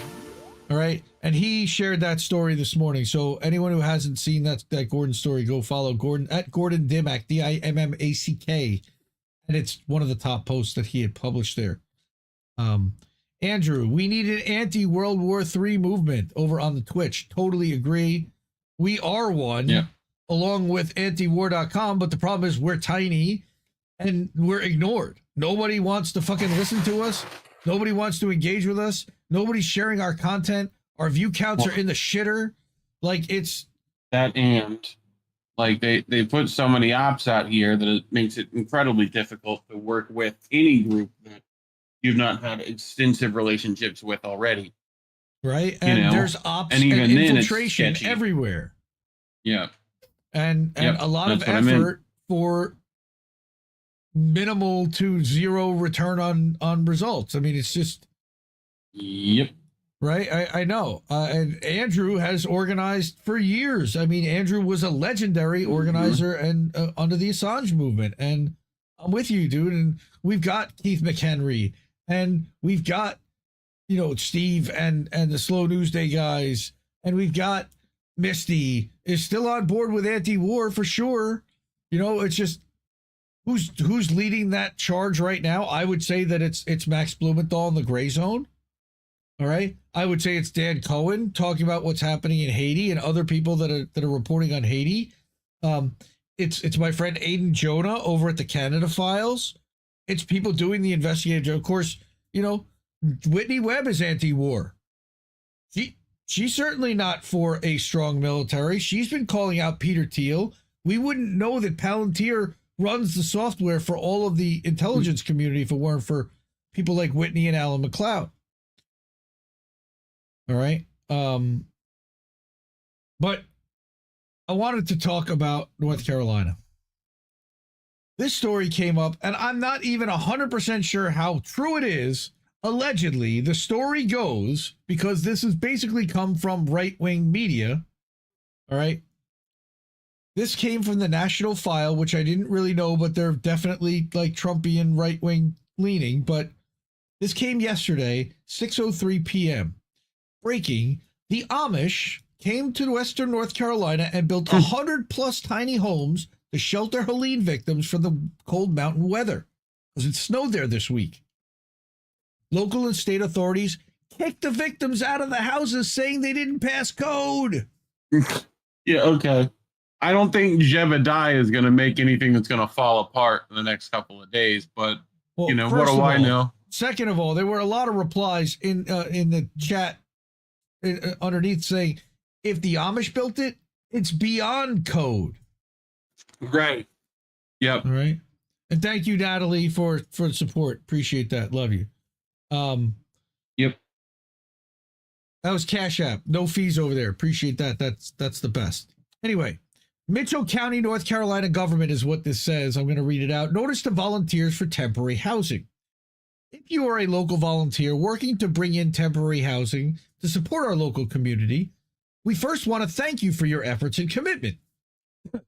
But please remember that any temporary housing installations must comply with North Carolina's building and health codes to ensure safety and well-being for all. Before moving forward, please consult with local officials and relevant departments to verify that all installations are up to code. You know they're going to bring their own contractors and inspectors in. Our inspections department's phone number is this. Please see below for a statement from Division Chief of Codes and Interpretations, David Rittlinger. Okay, temporary shelters and dwellings. Remember, they're freezing. 2 months ago. Right. This happened. Go ahead, Reeve. Where's that Homes on Homes guy at when you need him? Mike Holmes? Oh, he retired. Like, he doesn't do that shit anymore. Bro, if he needs one more, we could get, I'm in. I love that guy. Like, yeah, he should definitely be on this. Like, and there's plenty of YouTubers that do inspections and all sorts of stuff that, like, get them out there too. Be like, these are great. You know, they need the help. I'm sure, I'm sure we can go fund me that, which you're going to get to that in a bit. Here, this is the thing. Additionally, the building may not comply with life, safety, and weather protection standards, all right, such as proper fire protection safety measures, sanitation, insulation, and waterproofing measures, which are crucial for safety and comfort. Moreover, unstable soil conditions, particularly in areas where flooding has occurred, need to be evaluated. Topsoil is likely saturated with water, which may contribute to a significant loss of structural load-bearing support for temporary shelter buildings and dwellings, increasing the risk of collapse of buildings damage or collapse or damage. Understandable. I mean, there's ways around that. Right. So he says, yeah, but there's like building construction for that. Like okay, let's put those in. Make sure it's super rock solid. Put in earthquake bars and whatever. Cool. That's like not hard to do if that's what we're doing. Right. Like, it just seems like delaying the process for no reason. Right. Given these considerations, any temporary shelters and dwellings not meeting the minimum requirements should not be occupied, even if temporarily. Ensuring compliance with established codes is essential to protect occupants from potential hazards and to maintain the structural integrity of the building. I would say that freezing to death outside is more important, but that's me. He says, I understand temporary housing is crucial in the recovery. However, safety cannot be compromised. Like permanent buildings and structures, proposed temporary shelters and dwellings and their locations shall be reviewed by the local code enforcement, and they have to be paid under the table in order to allow it to continue. I just added that part. Yeah. And it's time to take your local governments, ladies and gentlemen. There's a lot of people basically saying, if you don't hate your government, if you think you hate your government enough, you don't. Freezing to death in a tent or living in a temporary heated shelter that may not pass code, which would you rather have? Here's Ryan Dawson, not a fan, but he replied, yeah, neither am I. The idiot that kicked people out of houses for the Amish built for hurricane victims. All right. Let her know how you feel. He's doxing her with her .gov email address. It's not really doxing because it's Ryan, public. Anytime you want to spar, dog, I got you, homie. Know what I'm saying? I don't think he wants to scrap. All right. Yeah, I think he's good. But weight classes are a thing, dog. But anyway, here's someone who says, I knew it. I knew it was going to happen. Here's them taking the pictures of the Amish there setting up the houses. Yep. Yeah, those look good. 16 on centers, cross braces. Yeah. No, what they're saying floating is foundation. the land might, the topsoil might be corrosive, but they didn't go and get the permits and do the testing and everything else before. Yeah, I also don't think it's a structural foundation like that, right? Like if you look at the thing, I think they're on like cinders. In the meantime, So, Denver like, is should building similar shelters at a walled compound by I-25, costing the city as yet untold tens of millions of dollars. Yeah, and Andrew stating that East Palestine's train crash was a direct attack on the Amish communities in Ohio and Pennsylvania. Andrew doesn't live far from East Palestine, if I remember correctly. I could be wrong. So what a beautiful community to rally together to help. And you know what? That's what we're going to talk about next. But they're still being fucked over and abandoned by this government. And we're going to talk a lot about this from one guy, from one family's perspective. And that man is Matt Van Swol. I started following this guy about a month ago. Somebody I know in my other world, in my real world, in my professional life, actually shared this story. All right. And I saw it like through my own world. And I'm like, holy shit. My two worlds collide. So I'm going to tell the story of Matt Van Swol and what he does and what he's doing and what he's been through. So he is a former nuclear scientist for the Department of Energy. He's an ex-photographer for Apple and United and Hyatt. And right now he works for Wisecam. Okay. Wisecam, I believe, is actually an Amazon company, but believe it or not. All right. But he lives in Asheville. It starts on September 30th. Now, this guy didn't tweet much. He's not very active on Twitter. But he says, it's with a heavy heart that I have to say that we evacuated from our home. For anyone looking to get out of Asheville, the only route out to Charlotte is 26 to 84 to 85, 74 to 85. Cell service is almost non-existent, so please share with anyone looking to leave. So he has a 5-second video of just how bad it is coming in. Yeah, that's the storm surge coming up to like his level, and they're getting the fuck out, as well they should. All right. Now, we move up to October 24th already, and FEMA has already set the $750. It's already almost a month later, and he says, this is my road home. $750 should cover it, right, FEMA? So, what are we talking about here? Well, show me the money! There's only one problem. He's going to show you what that problem is. Here's the road. Here's where it's supposed to go. Oops. It's a bridge. $750 will fix that, right? Yeah. No, that's a lot of damage. Okay.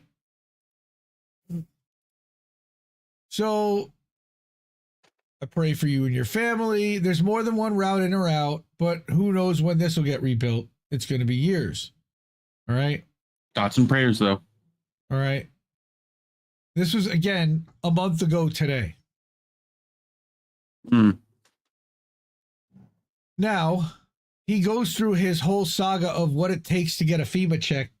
It's so easy to get a check from FEMA. All you have to do is get denied 3 times, upload a photo of your receipt in a post on Twitter, make it get 5.4 million views, organize a congressional hearing with the director of FEMA, and boom, you've got a check in the mail.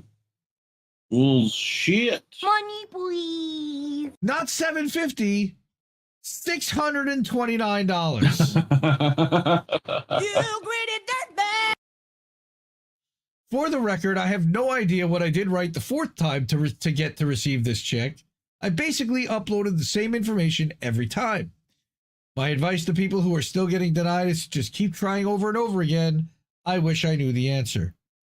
32,000 likes, 6,000 retweets, 1,000 comments, and a lot of people see how the system works. Seems easy enough. It's ridiculous. Here's our friend Aaron. Just a thought. After all that, you got $629. Yeah, that's right. I'll bet that $629 is going to rebuild everything you lost. Unbelievable. All right. Next. Now, during this time. Oh, wait, there's more. during this time, he also gets picked up. I believe he goes on Fox News. All right. So now they do this video about, now this is a 5-minute video about the real truth about FEMA from people on the ground in Asheville. You wouldn't end up on Fox News if this happened during the next administration, but no, you know, I digress. Exactly. Well, you know what? Fine. Yeah. Because you know what's going to happen the minute Trump comes into office? This isn't going to go away. Now, Fox will stop talking about it, and it'll switch to MSNBC and CNN will start talking about it. And how...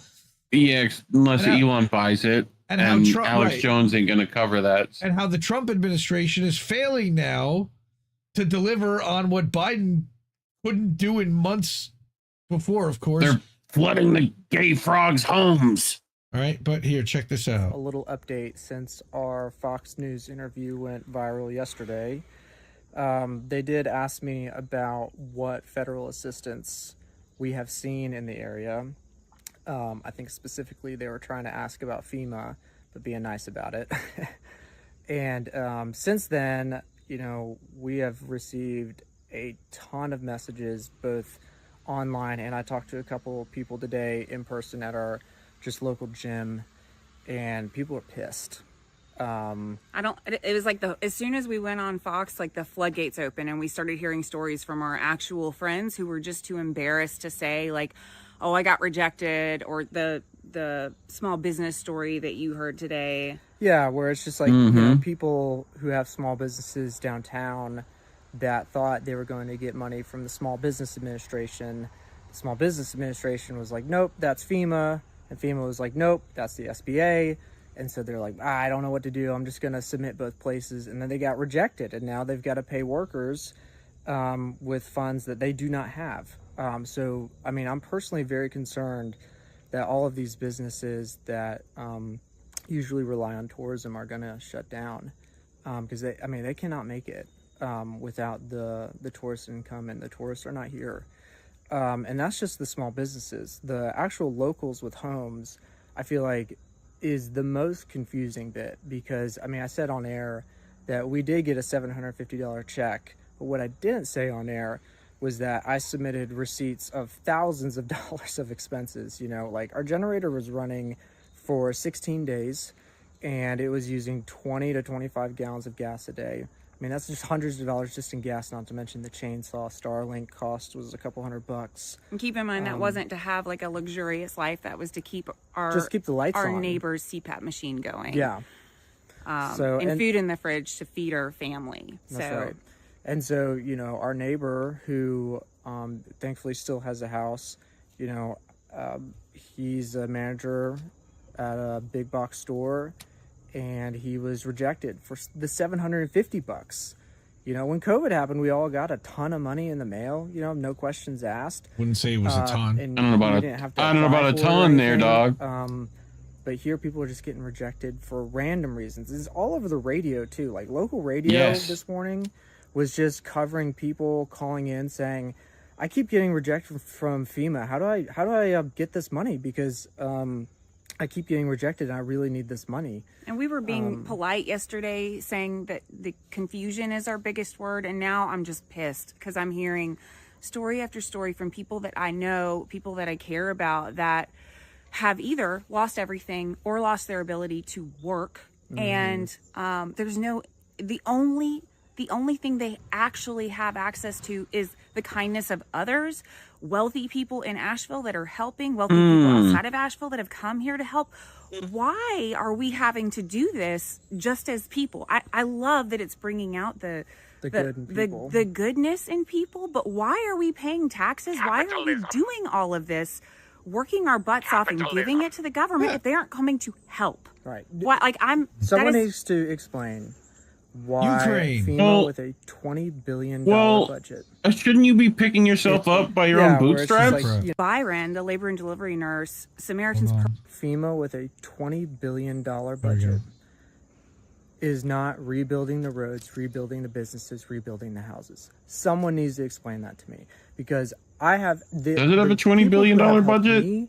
Are my neighbors. My neighbors came with chainsaws and cut us out of our driveway so that we could get out. Yes, our neighbors have been pulling trees community. off. I have been pulling trees Man, off there's a for people. I haven't seen whole financial system that any of that and based off that. It's crazy. I mean, it is absolutely infuriating. We have friends, like one of our friends, the girl who delivered Byron, the labor and delivery nurse, Samaritan's Purse was who helped her. It wasn't FEMA. It was Samaritan's Purse. It was a gutted nonprofit. her house, and now she's she didn't have flood insurance because why would she? Because FEMA did not allocate the actual resources to go in and zone places for flooding. They were years behind on that, which is a story that's not being told either.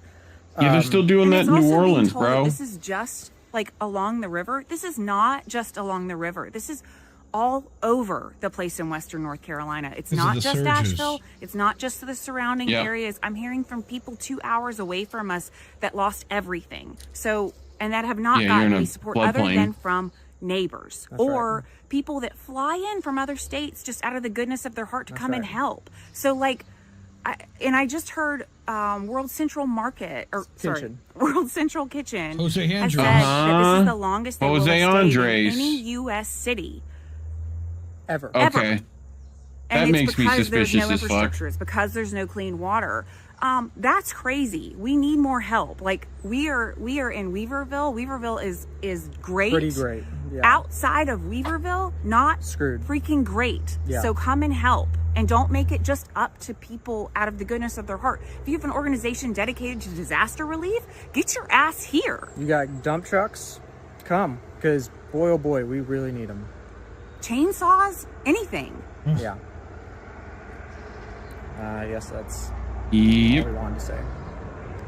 All right. But I'm surprised that wasn't the response you got from Fox. Normally they'd All right, we tell just want to give a little update Democratic since- places to bootstrap it up.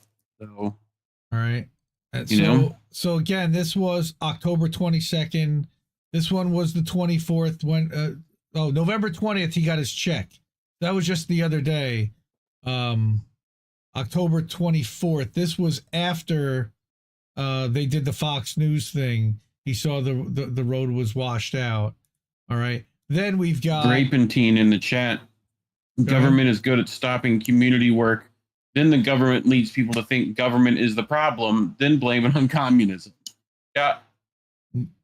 That is correct, right. sir. Andrew here. It sounds fucked up, but it's a good thing that FEMA's showing how much of a failure the federal government is. People who once believed the lies of the government are now seeing what the truth is. Yeah, except there's a lot of people that are just putting their heads in the sand and not paying attention to any of this, especially because if they don't watch Fox News, the media is not covering any of this because they're covering for the Democrats who don't want anyone to hear about this. Even though they just lost, they have nothing to lose now. They still aren't talking about it. They won't. Right? I hope crypto mining is involved. It's not crypto mining, but it is lithium mining and quartz mining. All right. And we talked about that when we talked about Hurricane Helene with the Jets when they were on a few weeks ago. And have a good time with your Bitcoin, your crypto, and everything else that you're playing with. Right. Oh, hey, the oligarchy needs resources, not democracy, silly wabbits. That's right, Natalie. Right. But here, November 4th, he says, Marshall, North Carolina, 1 month later, the world has moved on. The camera crews are gone, but we are still here, shoveling mud, boiling water, clinging to hope. Please don't forget about us in Western North Carolina. Now, he made this video with History Boutique. Okay, you don't need our permission to share it or use this footage. But if you do, help support one of the businesses in Marshall at helpmarshall.org. So I'm going to drop that link in the chat for everyone to share. And listen, I know people feel a way about the whole climate change dirty word, but clearly we're going to have to start prepping for bigger storms. I don't care what you think's causing it, but maybe we should fucking build some infrastructure and systems in place to help deal with these fucking problems instead of just allowing people to drown. So I don't know if the music we're allowed to. Probably not. But look at the destruction that's cleaning out the buildings. Yeah. This is a month later. Destroyed. And there's nobody rebuilding it. They're still cleaning it up. That railroad looks pretty good, though, for being underwater. Yeah. You know? This looks like Marshall. Sure. We talked VR about Marshall? we talked about that Marshall? No, not that Marshall. They're in West Virginia.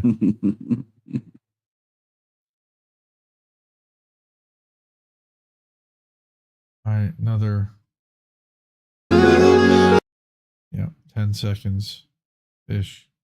But just small town USA trying to get almost see the cleaned pavement. Up. Like right there. That's the main road. That's Main Street, I'm sure. A lot of sediment pulled down. Man. All right. Now it happens. I've been there. 3 weeks ago it was election day. The entire city of Asheville is without clean drinking water. And we won't have it until after Thanksgiving. At least. Yet we are still here, standing in line at the polls. You have no excuse, go vote. Well, you do have an excuse. If that's the road that you took to get to the polls, first of all. But second of all, because voting is a bullshit consent ritual that wasn't going to fundamentally change anything, and you should have spent the day cleaning your house up, you would have been a lot more productive than voting for either side, because it wasn't going to help you. Go to the polls. So I got to disagree with you there, but I love you and respect you, and I'm so sorry. 40 days already without clean water. All right. Let's go red wave. Everyone's, this is before the election. I guess they have ranked choice voting in North Carolina. That's good. That's going to help you. That check mark. Good for you. I don't think that's how ranked choice voting is supposed to work. But, okay. Oh, God. Anyway. Yeah, stop scrolling. Anyway. You're scrolling Twitter. Bad. No, I'm scrolling his replies because, okay, anyway. But that's on what? I saw this yesterday. And this is one of the reasons why I decided to bring the story of what's happening in Western North Carolina in the first place. Breaking, FEMA has confirmed that they are, quote, not allowed to distribute money to survivors if they are receiving money from a GoFundMe page. Oh, Jesus Christ. To be clear, everyone in Western North Carolina that's been affected by Helene has a GoFundMe page right now. This is insane. All right, that was the other night. Friday night I saw this and I went, oh my God, now I got a story. This is insane. Nobody's talking about this. And confirmed. Wait, there was a thing about how it was confirmed. I want to get to that. Maybe it was somebody underneath said, for the record, this was pulled from a QA with FEMA directly. By law, FEMA isn't allowed to distribute money to survivors if they're getting financial assistance from another source, like a GoFundMe page. Because your $750 is definitely worth more than the $50,000 that they raised on GoFundMe. You fucking assholes. If he didn't do that, he'd be fucking... Yeah, whatever. Well, what they would say is, well, what's the $750? Right. You should be giving him, like... $50,000. The amount raised. You'd be matching. Yes. Like, I don't know. Yeah, here we go. Monarch. What happens if FEMA finds out that survivors are receiving money via stock and crypto assets? Like, is FEMA going to be like, hell to gnaw to the hell to the gnaw? Yeah, that's what they're going to do. Everybody's got a social security number. Again asking for your financial support. Yes, this is criminal government. This is a criminal government. We are living in a rapacious oligarchy, as a few people that we know have said many, many times over. Yep. Matt made another video. This one's just 19 seconds long. This was on Thursday, Shockingly little progress has been made in the cleanup efforts across rural mountain areas of western North Carolina. It's hard to overstate the sheer volume of debris that exists in every town, everywhere across Appalachia. At the current pace, it will take decades, not years.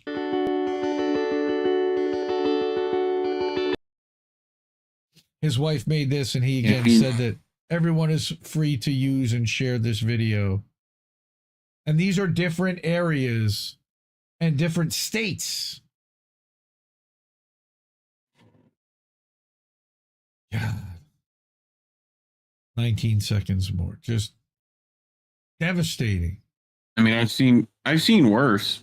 I'm sure you have. You've seen the aftermath of like really bad hurricanes. It's like for me, it's like I'm like, yeah, that's a couple of days of cleanup. Some of that's pretty bad. I mean, you look at that container, look how far it's in sediment, right? So that means all that sediment gets washed down and liquefied, liquidation, so that something super heavy like that gets sunk about, I don't know. I mean, you could forklift that out. Front end loader that.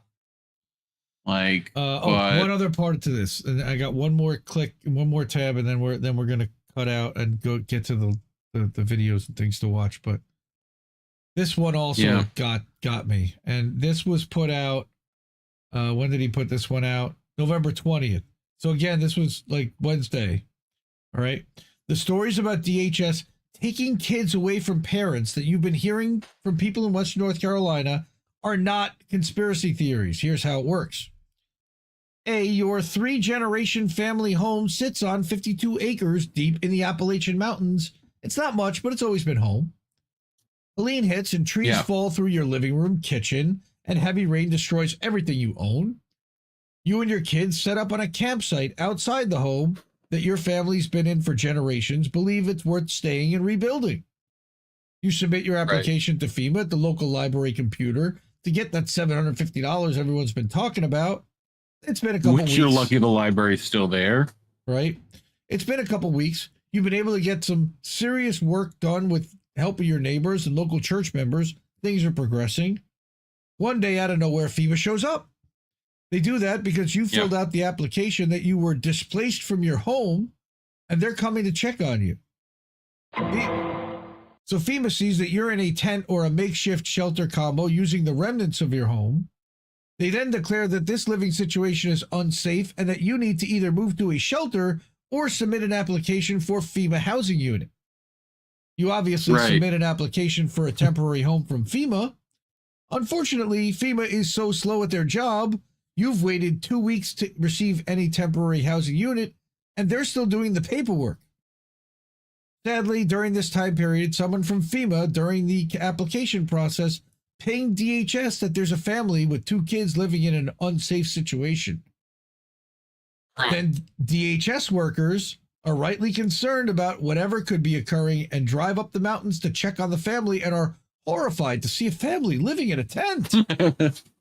Hey, there's this place over in the Middle East where lots of families are living in tents, but, whatever. I mean, I'm just saying.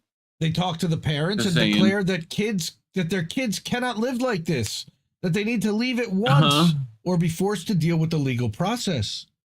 So you're saying a U.S. governmental agency is saying that kids shouldn't be living in tents? Okay, I'll write that one down for later.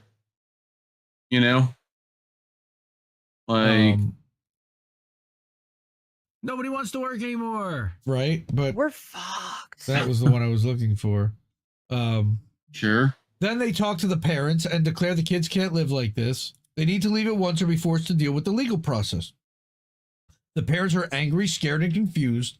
They try explaining to the Homeland Security workers that FEMA said they could get a temporary housing structure on their land, and they've just been waiting for it to arrive. The discussions get heated, and the parents who are scared that their children are about to be taken from them get hostile and demand that DHS leave immediately. DHS submits paperwork that the parents were hostile and keeping their kids in an unsafe living condition. That paperwork now lives in the legal system forever and is referred to the authorities. The complexities of what's happening in Western North Carolina cannot be overstated. The story above, though paraphrased from things I've heard, illustrates how a family just wanting to live a quiet life can become embroiled in the legal system, even by people who mean well and want to help. I just tried to click your notifications. That's how trained I am. Nice. I'm like, ooh, notifications.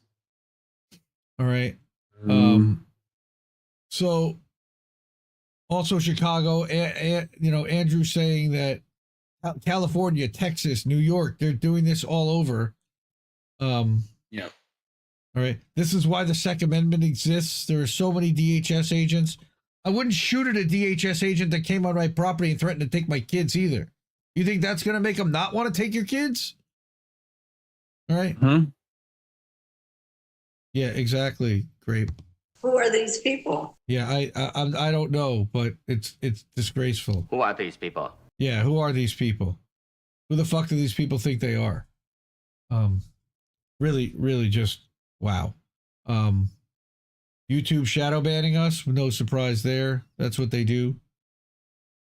You're hanging out here. Go Start over on Rumble. Hey, Go Start. Warp Speed coin, that's right. Go talk to our friend Golden Monarch about the Warp Speed coin. Trump is going to make it all good with crypto now, right? Insane. The whole thing's a Ponzi scheme if you haven't figured that out yet. All right. So we have a couple minutes before I want to get to boats. There were a few things that I wanted to just glaze over real quick.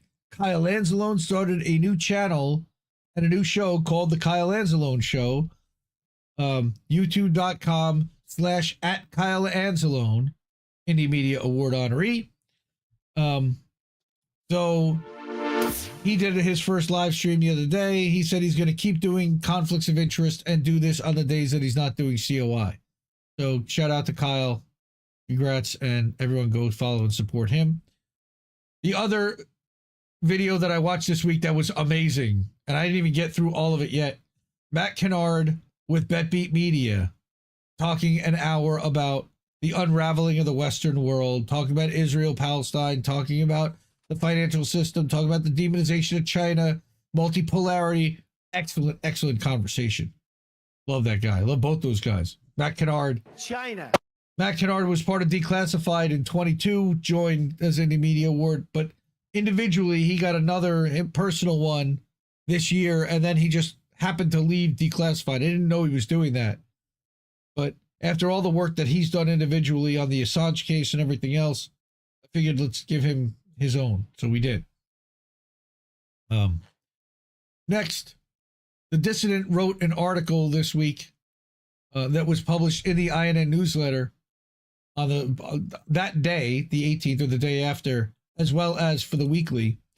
Trump's cabinet picks, of course, show that he's Israel first, and he goes through some of the people, Marco Rubio, and who their donors are, Mike Waltz, Elise Stefanik, Pete Hegseth, Tulsi, the real Russiagate.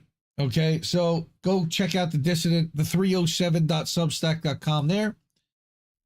I also wanted to give a big shout out to Andy Worthington, 2024 Indie Media Award honoree, co-founder of Closed Guantanamo. He also started his... Coming to a Substack newsletter near you. Yes, he started a Substack newsletter, maybe inspired by the Indie Media Awards, hopefully, maybe. But I love the fact that he's building a newsletter and a mailing list. Go subscribe and support, and you can upgrade to a paid if you can there. Speaking of paid, can't leave out our friend and sister Shanda. They didn't do a show this week because she had a rough chemo and a radiation week. So we're thinking about you. We love you. I don't know if she's going to be doing a show tomorrow. Usually she does a Monday show.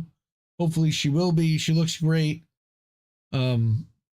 She's, again, you watch the show, you would have no idea that she's going through what she's going through, but she needs our help. You know, we're just shy of getting her to 13,000. We'd love to get that to 15,000 if possible, even by month end. Tuesday is Giving Tuesday. Don't forget. You know, it's a big charitable holiday. We've got, not this Tuesday, that's next Tuesday after Thanksgiving. So if you've got a couple extra bucks, a little bit of change, We ask people to support us, to support Shandas, to support independent media. There's a lot of stuff to support. We only have so much money. I get it. But Shanda posted an update last on the 15th. All right. And I'm sure she's going to be posting one again real soon. Finally, we got INN newsletter. So sign up for that. Free, INNnewsletter.com. You'll get a daily update telling you of all the clips and live streams and articles published throughout the day. And then the weekly update is going to give you the summary of all the live streams and articles all in one place if you didn't check out the dailies. Then there are also original articles.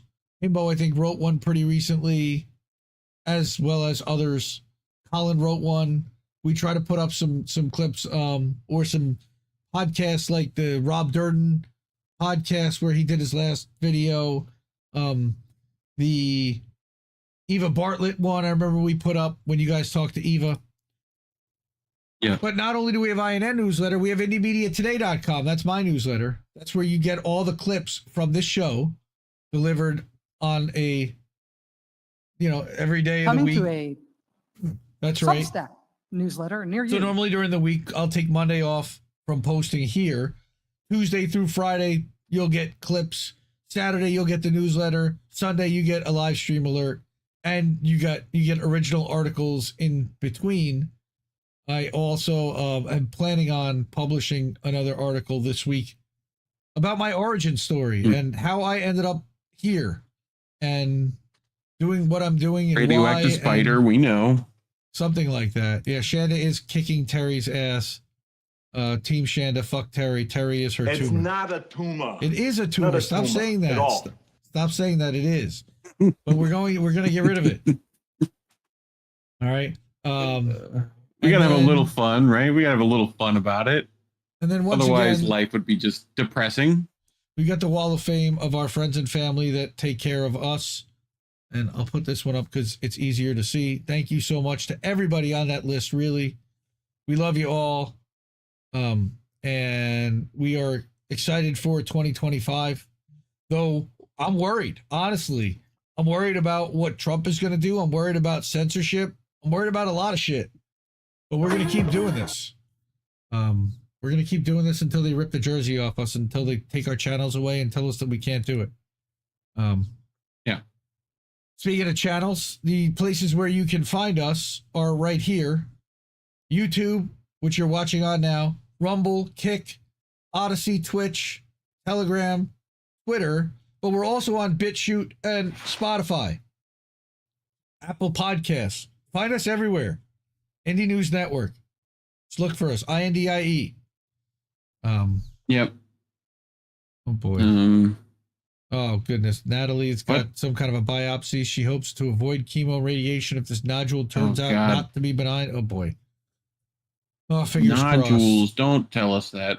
Fingers crossed. Oh, love you, love you, love you, Andrew. Thank us for holding it down for so long. Oh hell, man, you held it down for years. We don't know any other way. And look, you guys held it down and brought us into all this and educated us to the point that we could do this. And this is just us continuing the fight because it never ends. Unfortunately, and it's a 24-hour cycle. It's depressing as fuck. It gets to us. I was just like, even my wife was like, ignorance is bliss kind of stuff. And I'm like, I can't, it really felt like I was singing Red Pill to her. Like, I can't unknow now that I've seen this and I know what's going on. I can't check in on corporate media headlines when I know that those are lies completely 80% of the time, and you don't know which ones aren't and which ones are and how to decipher that because you're not paying attention. So you're either in it or you have no fucking idea and you're just one of the sheep that's going to be slaughtered at some point. We don't know when that's going to be. But I would like to be able to see when the train's coming. I would, for example, like what happened with the wildfires. And I had an idea of what to do when most of my neighbors were sitting around panicked, not sure what the hell to do. At least I had a plan. We're going to get air purifiers. We're going to get some masks. We were going to have a plan that if this wildfire got close, what were we going to do? Where were we going to go? When were we going to make that call and how? Most people didn't even bother to put a plan in place. And support independent media because we need it more than ever. Free TLAV. Yep. Oh, that's funny. You know, Go Start says free TLAV. They did. Oh my God, Indy.